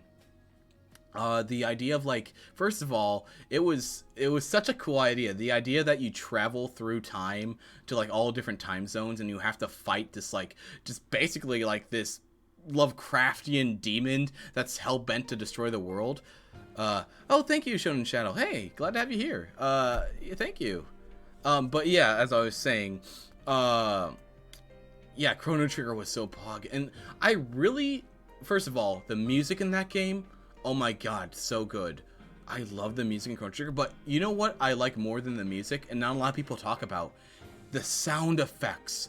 Holy shit, Chrono Trigger has some of the coolest sound effects I've ever heard in a game. Even like modern games, the sound effects in Chrono Trigger, like go back and watch some gameplay of Chrono Triggers and just like take a time to listen to some of the sounds the spells make, or like the sounds that like your attacks make. They're so satisfying. They got so much weight and like power behind them.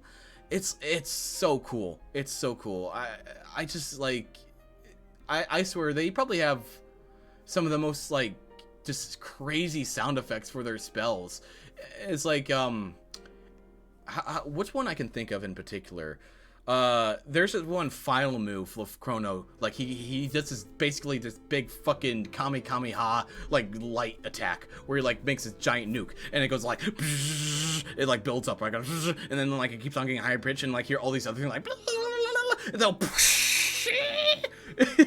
okay, I'm not the best example for it, but they just put so much more thought into like their sound effects than I think most other games like do, especially in JRPGs. Like, you know, when you think of JRPGs, sound effects aren't really the first thing you think of. Like, you know, say Final Fantasy VII, you know, you know, you can remember that the game's well known for like all the awesome animations and like the cinematics, but can you remember the sound effects of that game? Like, can you remember what the spells sound like? I could probably name a lot of Chrono Trigger spells just by listening to them.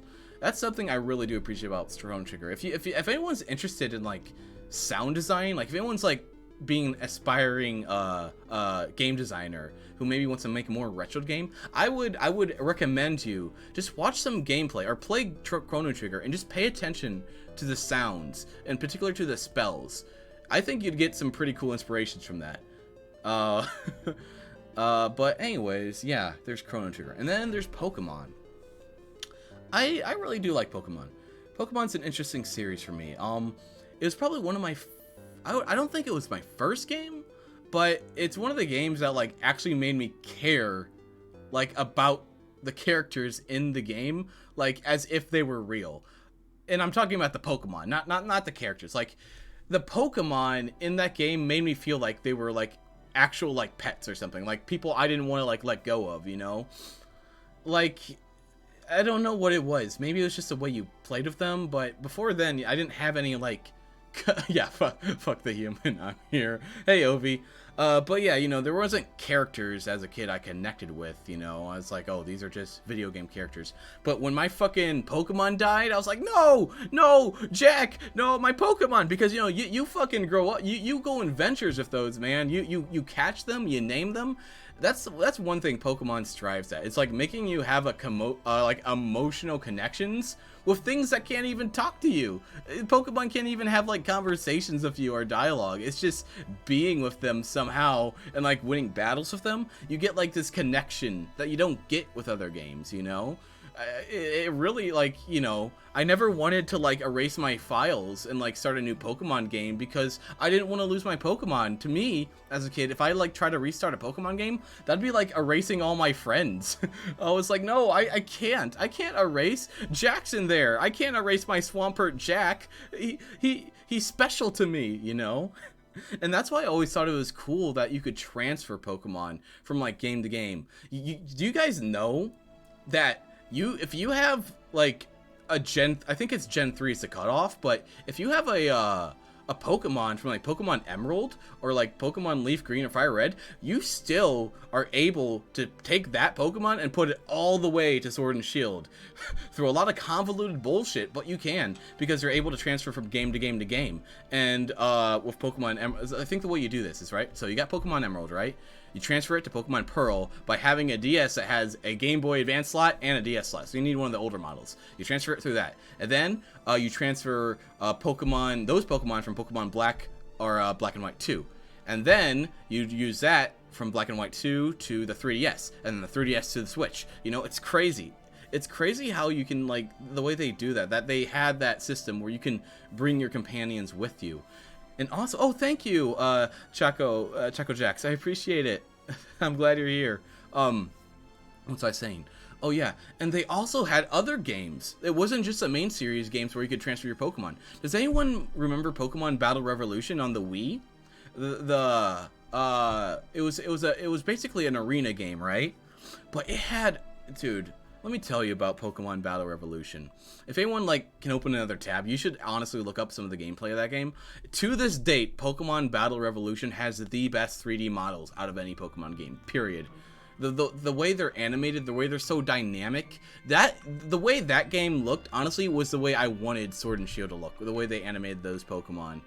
But what was cool about that game is that it could actually communicate. Like if you had a DS, you could transfer those Pokemon on the DS to Pokemon Battle Revolution. Show us, really? Oh, all right, fine, I'll show you. Let me see here. I don't want to dox myself, but I'll show you some gameplay real fast because the way but yeah, that's so cool. Pokemon Battle Royale. What if they made a Pokemon Battle Royale game? Would you play that? Let's do gameplay. What's a good one? I want something that's like impressive. Let me see. You know what? I'll show you the final battle. How about that? I will show you what this game looked like. Final boss. I'll mute it so you guys don't hear it. Let's go ahead. We'll go ahead. Where's my OBS? Where's my OBS? Let me go. Actually, I need to do this first. I'll show you. No, wait. Wrong one. Yeah. Let me hide. Shh. I'm being secret. All right. Let me go back to Pokemon. Let me go to my OBS. Hold on a sec. Let me put this in theater mode. And then I will show you. OBS, where are you? Okay. I'm going to add window capture. Okay. And I need to be on top of it. Hold on. I'm there, I swear. I just need to be on top of it. There we go. Alright. Let's watch. I'll keep it quiet. Let me see here. Yeah, because I want to show off some of the bigger enemies. But this is what I'm saying, like, the three, even though, like, it may look a little bit dated, I just see animations and the way they, like, were able to make these guys look exciting. First of all, Pokemon Battle Revolution has the accurate sizes to the Pokemon. So it's not like, whatchamacallit. It's not like you'll get a Wailord situation in Pokemon, a Sword and Shield where it's fucking tiny. Now look at this. By the way, that's a final boss. This weird ass fucking. Also, probably one of the hardest Pokemon battles you'll ever fight. By the way, but look at that shit. Look how cool that is. And plus, like, their animations are so awesome. You'll really start to see it. You see how Palkia just flies there and he's like radiating of aura? They're not just standing there. They're actually doing shit, you know? So check this shit out. And the effects are so cool. Look at that. Oh, that's so awesome. This is what I wanted Pokemon Sword and Shield to look like, man. And I'm so sad that they've just kept with the same models throughout the years. Still, in my opinion, this is probably the best looking Pokemon game to date. You got the Thunder. Thunder looks so cool. And you see how they like they have like unique, like they got really dynamic like damage animations, and then they have fainting animations. I think Kyogre's about to... Oh, Kyogre didn't die. By the way, this battle's bullshit. just disclaimer, this battle's bullshit. Never try this battle. It's literally just bullshit. Alright, I think you guys get the picture. Actually, I want to see one die. Let's watch someone die. Let's oh god, that guy doesn't do anything. Wait, I want to see something die. Mewtwo's gonna like this. By the way, this guy's fucking rocking legendaries.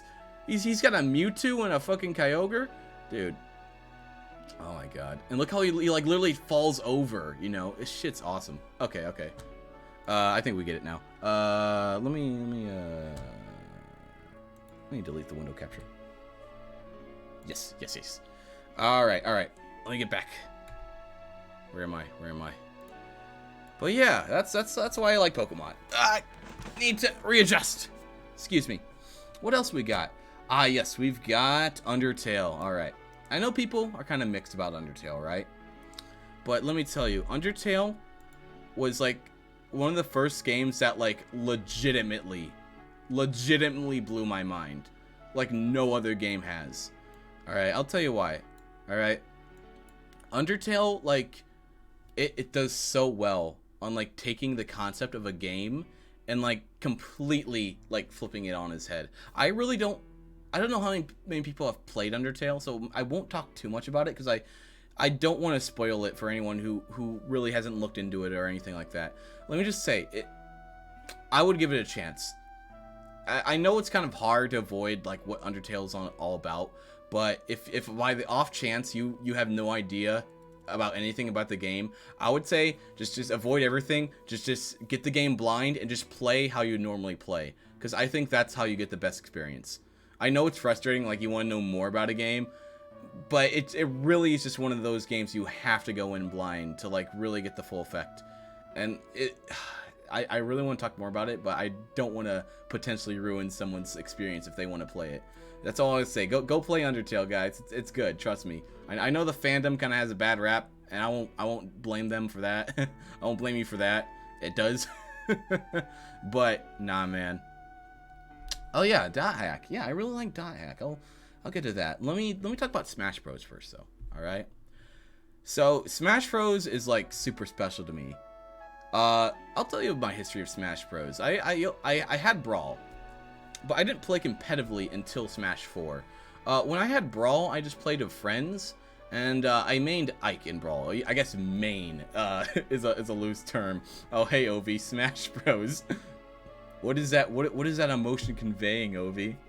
But anyways, I'll tell you my story of Smash Bros. I used to play it. I used to play Brawl as a kid, and I just played it by myself. I didn't really play with anyone. I liked Ike because Ike just looked cool. He had a big ass sword. His up B, his either, you know that one's like either. Ah! He like fucking scream at you while throwing a sword in the sky and fucking. He's basically like a human guillotine, dude. He was crazy. That's why I liked Ike. He had the coolest move, and plus I liked his personality that was portrayed through the game. Because I didn't even know what the fuck Fire Emblem was until Brawl. I just thought he was like a character from Smash. I didn't realize he was from another game. But I just felt connected to Ike, so I kind of kept with him even till 4. But it was really let me just say, Smash is probably the reason like I have like the friends I do today, like in real life, just because of like the community there. Because you know, I was going through a rough patch in high school at one point, and it wasn't until like I was pretty down about it for a while, but it wasn't until Smash like 4 on the 3DS came around, and I really got into that game. And it was one of the first game I connected with others because they played that game too. and I actually started getting kind of good at it. And then, before you know it, we were like, when the one on the Wii U released, we were going to each other's houses and playing the game. I'll tell you, you know, before Smash Bros, I didn't really have a lot of friends, like not any friends at all. And it was because of Smash Bros I actually had someone over at my house for the first time. Before then, I've literally never had anyone over at my house. It was just me most of the time. But since we connected over Smash Bros, we actually hung out, and I had people sleep over. It was crazy. I never had anyone sleep over at my house until Smash Bros came along. It was the first game that really I was able to connect with people and actually make legit friends that I have to this day, you know? So I owe a lot to Smash Bros. It's, you know, I know a lot of things have happened with the community lately. Let's put, like, you know, a lot of sour stuff on it, but, you know, it still has a really, really special place in my heart, just because of all, like, the times I think about of us playing Smash Bros, like, because we would go to tournaments, right? We got really competitive in it, so we literally just, like, we have, like, 4 of our buddies on the fucking couch, you know, chomping down on fucking Papa John's, and they'd be drinking soda. I drink water, because I hate soda. But we'd literally just spend all night fucking roasting each other because we were beating each other up in Smash Bros. And just having a good time, you know? And, you know, nowadays I don't really, you know, a lot of my friends, they're not around me anymore. They don't really play Smash online that much, but, you know, I still, you know, we still connect from time to time because of Smash Bros. And I just had a lot of my good memories come from Smash Bros, you know? It's really, I think it's a game that's really helped me learn to connect with people, because I was pretty shy, you know. I was pretty shy as a high schooler. I didn't really have any friends because I felt intimidated talking with people. But when I saw someone else, you know, on their 3DS, they were playing Smash Bros, I really liked that. I was like, hey, can I play too? And they're like, yeah, let's play. And we just kept playing, and before you know it, we started, like, doing more than just playing Smash Bros. We'd start hanging out at lunch. We'd start doing things after school, and then we met more people. You know, it's just a game that I think it's a good example of what good games can do. Sometimes it can bring people together, you know. And I know some hobbies like sports and that can do that, but I don't know, man. That was my game that really was able to open me up to other people, I think. So I'll always be thankful for Smash Bros for that. All right. Sorry, got a little fucking sappy on you. But no, it's just how much that game means to me, man. Games bringing people together is the best. Yeah, I know, right?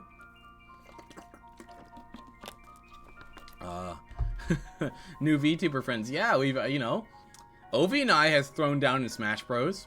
You know, Ovi hasn't beaten me in Smash Bros. Wait, you know what? No, I'm wrong. You did beat me with Lucario, but that was a fluke, you know, Ovi, right? You're not gonna do that again. But anyways, yeah, me and Ovi played Smash Bros. Fairly recently. Fairly recently. Oh, what? I'm challenging you, Ovi. I'm calling you out. You're not gonna do it again. I've got a mail up set up here. Oh, dude. You know, into less personal things about Smash Bros. Let me talk about Melee. I know, Merle, you're pretty into Melee, right? You like, I think you have a story about how you beat Hungrybox one time? That's crazy. Okay. So I was not a Melee kid. I didn't have a GameCube growing up. I only had a Wii. Funny enough, I had a PS2, but I didn't have a GameCube in that time. So I missed out on Melee. And I was a Brawl kid, you know, so I grew up with Brawl. I was used to Brawl. I've tried Melee, but just couldn't get into it, man. Didn't have the characters I like. The mechanics were a little too complicated. But let me tell you, there is a game, in my opinion, is one of the most perfect Smash games, because it was the only game, in my opinion, that was able to bridge that gap between the Brawl players and the Melee players, and that was Project M. To this day, I think Project M is my favorite Smash games. It has all the, like, complex mechanics of Melee. They're all there, but it's still fun to play, even if you're not, like, if you don't know all the techniques. And it's still, like, I don't know, it has all the characters I like. It's just fun. I think Project M was one of the best examples of like bridging a community. I love that game, man. When I was playing Smash 4, I was playing Project M right alongside because I love that game so much. I'd play Project M like just about as much as I played Smash 4. It was just sad that the fate it kind of suffered. You know, Nintendo wasn't really happy about it being a mod. They didn't really want it to be shown at tournaments, and the scene kind of just got crippled because of it, which is really sad because honestly, I think Nintendo should have took a note because the reason Nintendo made Brawl the way it was because, they were afraid that the complex mechanics would isolate like players or like they like get too competitive. But honestly, I don't see it like that because I can't fucking wave dash to save my life. I can't fucking do all the crazy ass techniques. L canceling, I fucking suck at that. But when I was playing Project M, just because I was playing the way I was playing and the way they balance that game, you can do still pretty well without, those techniques. And when you're playing, like, unless you're going for like top of the top, best of the best, when you're just playing at that local level, all that technique, it really, as long as you can like, tough through it, you can do it. And maybe if Project M was around longer, I would have more motivation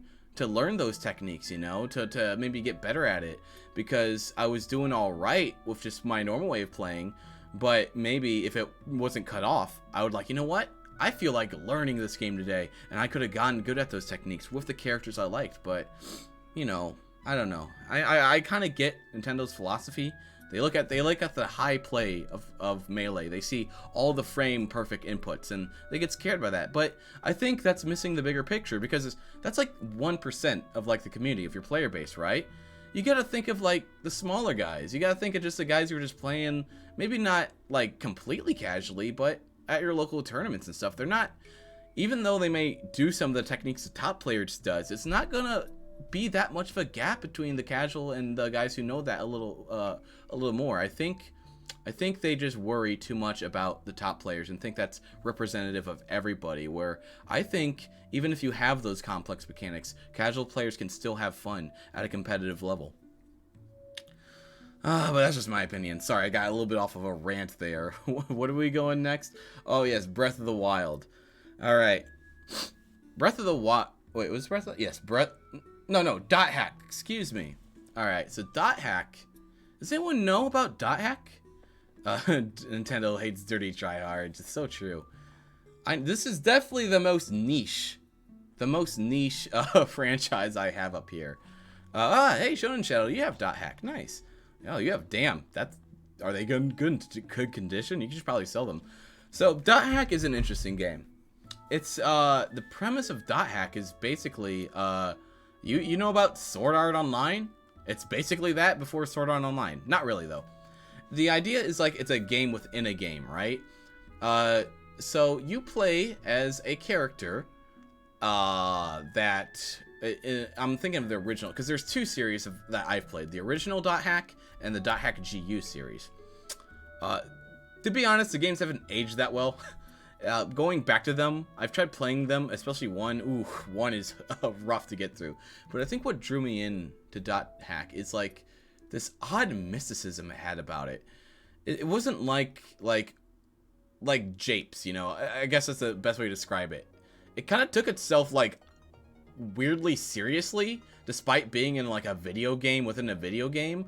There was this weird aura about the game that was so mysterious. It was like the game had like this other dark side to it, like this back room. I'm almost thinking of like, the back room memes. It felt like Dot Hack had its own version of the back rooms, where you go into like the stories go in this weird area that you don't expect it to go. And there's like the environments get really bizarre and shit. And I'm just a sucker for that kind of shit. I think that's what drew me into the series. The gameplay of Dot Hack, it's pretty rough. Not gonna lie. It's trying to be like one of those classic like JRPGs, but really, really watered down. But I still think the story is kind of fascinating. They're just like, I think what I also do admire a lot in the game is their atmosphere, the way they handle the way they like present themselves in the game, And Dot Hack does a really good job of that. But yeah, that's probably the most niche game I have on there. And GU is like this kind of like a Dot Hack but more actiony. if that makes sense. Maybe I'll play it. I mean, the GU collection is on Steam, and I have bought it, so maybe I'll stream that. What is next? Yes, Breath of the Wild. I wanted to talk about Breath of the Wild. Ooh, boy. Let me tell you about Breath of the Wild. It has been a long time since I've went out and like 100% of the game. I usually don't 100% games, but Breath of the Wild, that game just makes time fly, dude. I couldn't get enough of that game. And it all stems from the exploration and the fact that you can just climb everything. That is such like a bold idea for like them to do. Say, you know what? These walls? Fuck these walls. We don't need walls. Climb that shit. What's that? Literally a 90-degree angle wall? Yeah, you can climb that. You're fucking Spider-Man. Why not? Just the amount of freedom you have where you can just literally climb and go anywhere in the game. That's so cool. I just like, you know, half the time it's not even the main story I was going after. It was just going to random places and just finding cool shit, finding shrines, doing like, you know, raids and shit. Not raids, attacking like the enemy fortresses or the camps, whatever they're called. It's just like, and like customizing Link, like you get to customize armor and shit, and then you can make him look like what he wants. Personally, I really like the ancient armor. I liked how he looked like this old ancient soldier with like these like I like getting him up in like the ancient blade with like the laser blades and shit, and give him the shield like this old like it almost gives that like castle in the sky kind of feel, you know, from Miyazaki. But yeah, there's just something about that. It was just so engaging, you know, and it didn't need like story or anything to keep me going. It was just like exploring and like making my own stories with that game. I'm trying to think of one that's pretty fun. Oh yeah, let me see here. It's hard because I did so much in that game. I can't think of one at the moment. I'm sorry, but yeah, I love Breath of the Wild, and I am excited for Breath of the Wild too. Excited, but a little bit cautious, because my hopes is that it's a completely different map, but it doesn't seem like that from the trailers. At least what I've seen, it seems like it's the same map, but with more on top of it. I can't make any, you know, statements right now because we've only seen so little of it. I would really love it if it was like a completely different map, or if they're gonna do the same map, have not just a sky, like have like an underground, like have like a lot more. But we'll see. I'm really excited for Breath of the Wild 2. My favorite Zelda game by far. All right, and Yu-Gi-Oh. Yu-Gi-Oh is definitely one of the more recent ones I've gotten into. It's interesting because Yu-Gi-Oh could seem really complex, like really like overwhelming. Like, what the fuck, you got all these different cards and types, but it's not really. Once you learn it, I guess that you can say about that by any game. What I like about Yu-Gi-Oh though, more than other cards games, is the speed of it. I like how you can literally just do everything you want in one turn. You know, there's no waiting around for mana to refill, or it's not just like you have to like fuddle around a couple turns. No. I like how quick and combo based the game is. I really appreciate about that in Yu-Gi-Oh. It's so like, because it wasn't always like that. Yu-Gi-Oh is a game that has progressively speed up throughout its lifespan, and it doesn't seem like it's slowing down anytime soon. But yeah, that's really all I have to say about Yu-Gi-Oh though. I don't want to get too far off, and because I know probably a lot of people don't play Yu-Gi-Oh, so I don't want to go a bunch of jargon at you. Alright, what else? Oh, we got indie games. Alright, I'm gonna say it. Indie games are my favorite type of games. I don't even think I like, honestly, big AAA games anymore. I just play indie games and shit. I love, I don't know. There's just something about indie games. The only exception is like Nintendo games sometimes, but, you know, I really don't play big games like, you know, I mean, granted, they're good games, like God of War on the PS4 and shit, and you got like Grand Theft Auto and all these other big, you know, Goliaths of the game. But there's something about indie games where you can just really feel just like a lot of the personality of the creator in the game. I just like that intimacy that like other games don't really have. For example, I was playing the most recent indie game I completed was Omori, and Omori was really good, guys. It's really like you could really feel like the author in that game. It's, I don't know. It's just you don't get personal stories like that and like big, because when you go to big AAA games, it's, you know, there's always like 10 writers with it, or there's always like, it's going through multiple story things. It's always like kind of like what's the word to say it? A manufactured story. Not to say that they're not bad all the time. I think they can pull it off pretty well, but it's not something that came from like one person, like from one personal experience. It's something that's like made to be appealing, you know? What I like about indie games is that they can just go in any direction they want, because it's about the main guys and vision, you know? And at least in terms of story. And even if indie games that don't have a lot of story, I can always just appreciate like them just going in directions like other games just don't do nowadays. Like platformers, you know, there's no really big AAA game that makes good platformers, but indie games are still rocking it at platformers. You got Celeste, you got what else? You got Cuphead, you've got I guess Cuphead is, it's kind of like a platformer. But the point is, indie games, they fucking rock. Oh yeah, oh, were you one of the ones that waited? It's funny. Oh, Tea Time! Tea Time, thank you for the raid.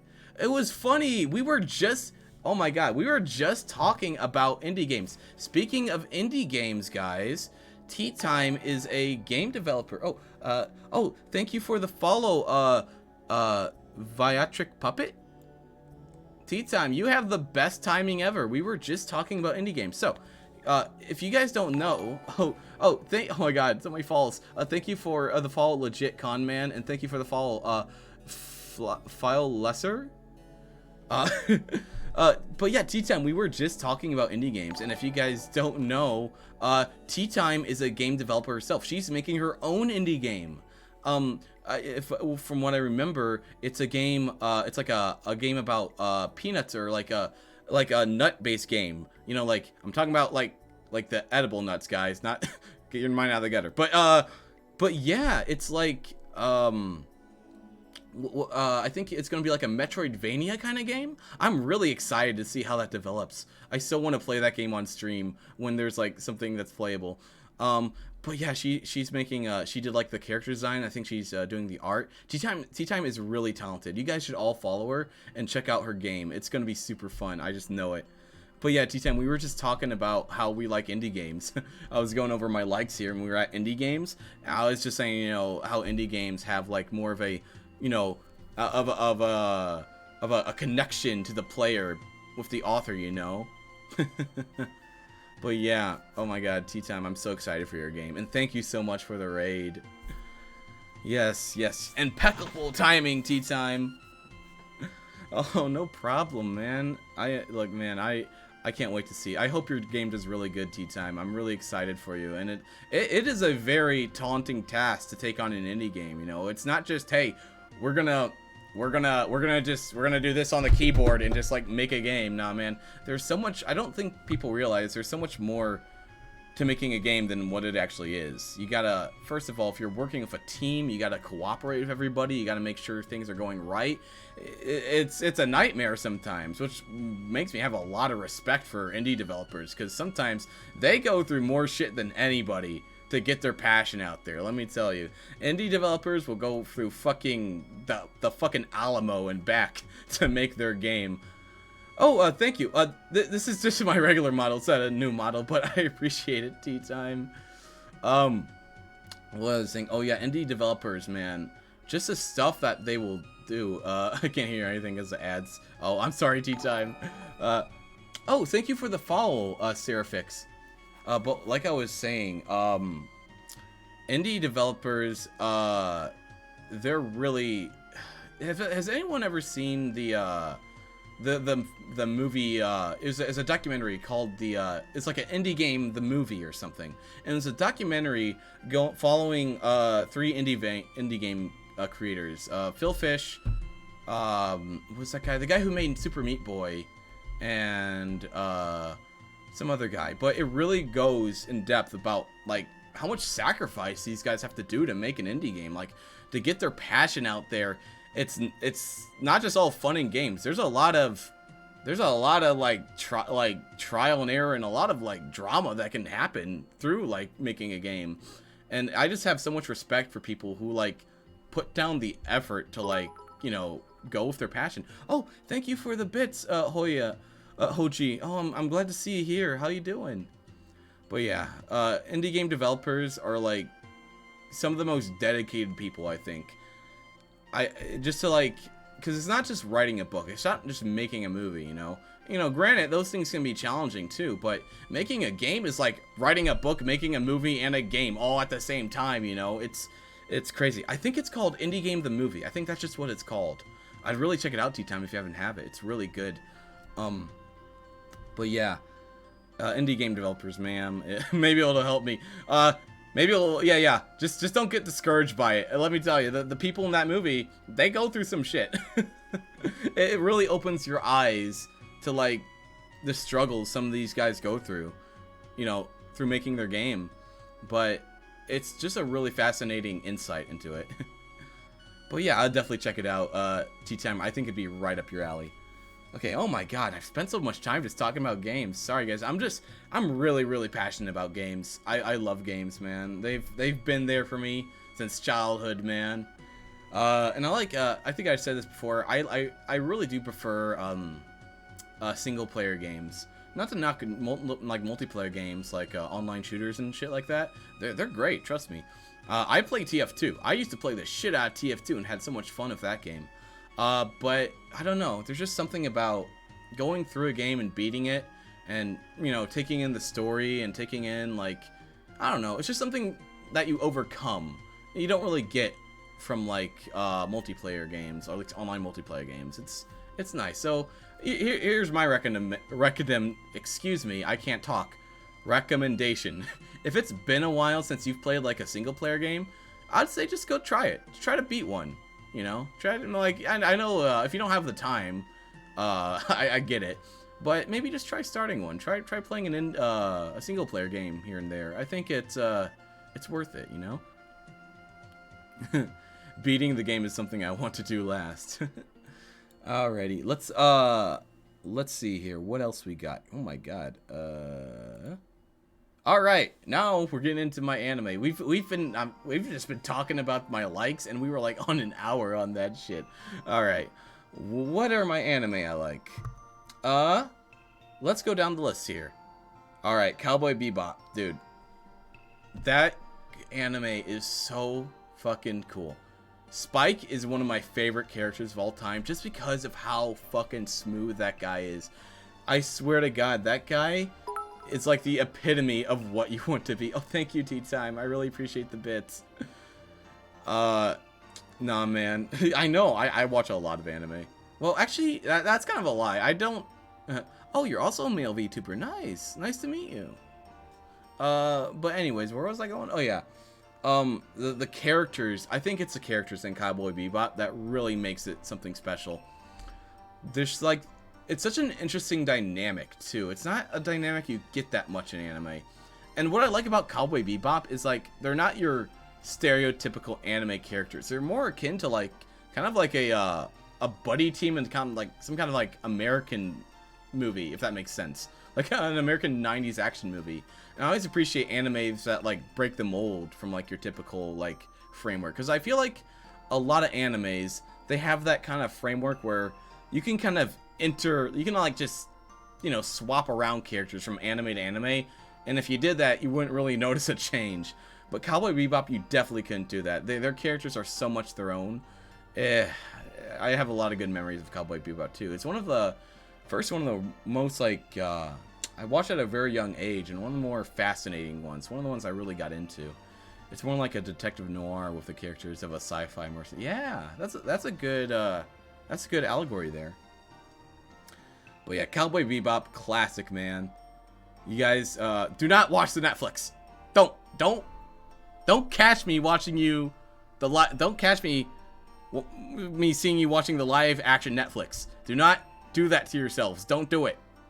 Just watch the anime, all right? Oh, is the stream lagging? Hold on. Oh my God, it is. Uh-oh. I'm in the red. Am I? Hold on. Let me... Buffering. Uh-oh. Why are we buffering? Why are we buffering? Please don't buffer. I don't want it to buffer. 1 second, guys. Let me check what is going on real fast. Am I really lagging that? I see we're in the red on the. What is my bit rate right now? Oh shit. What is going on? Hey guys, am I there? Am I there? Oh my god. Hold on. I've had this happen once before. Yeah, I'm buffering. I see it now. Ugh. Oh, no. No, no, no. I remember... Oh, God.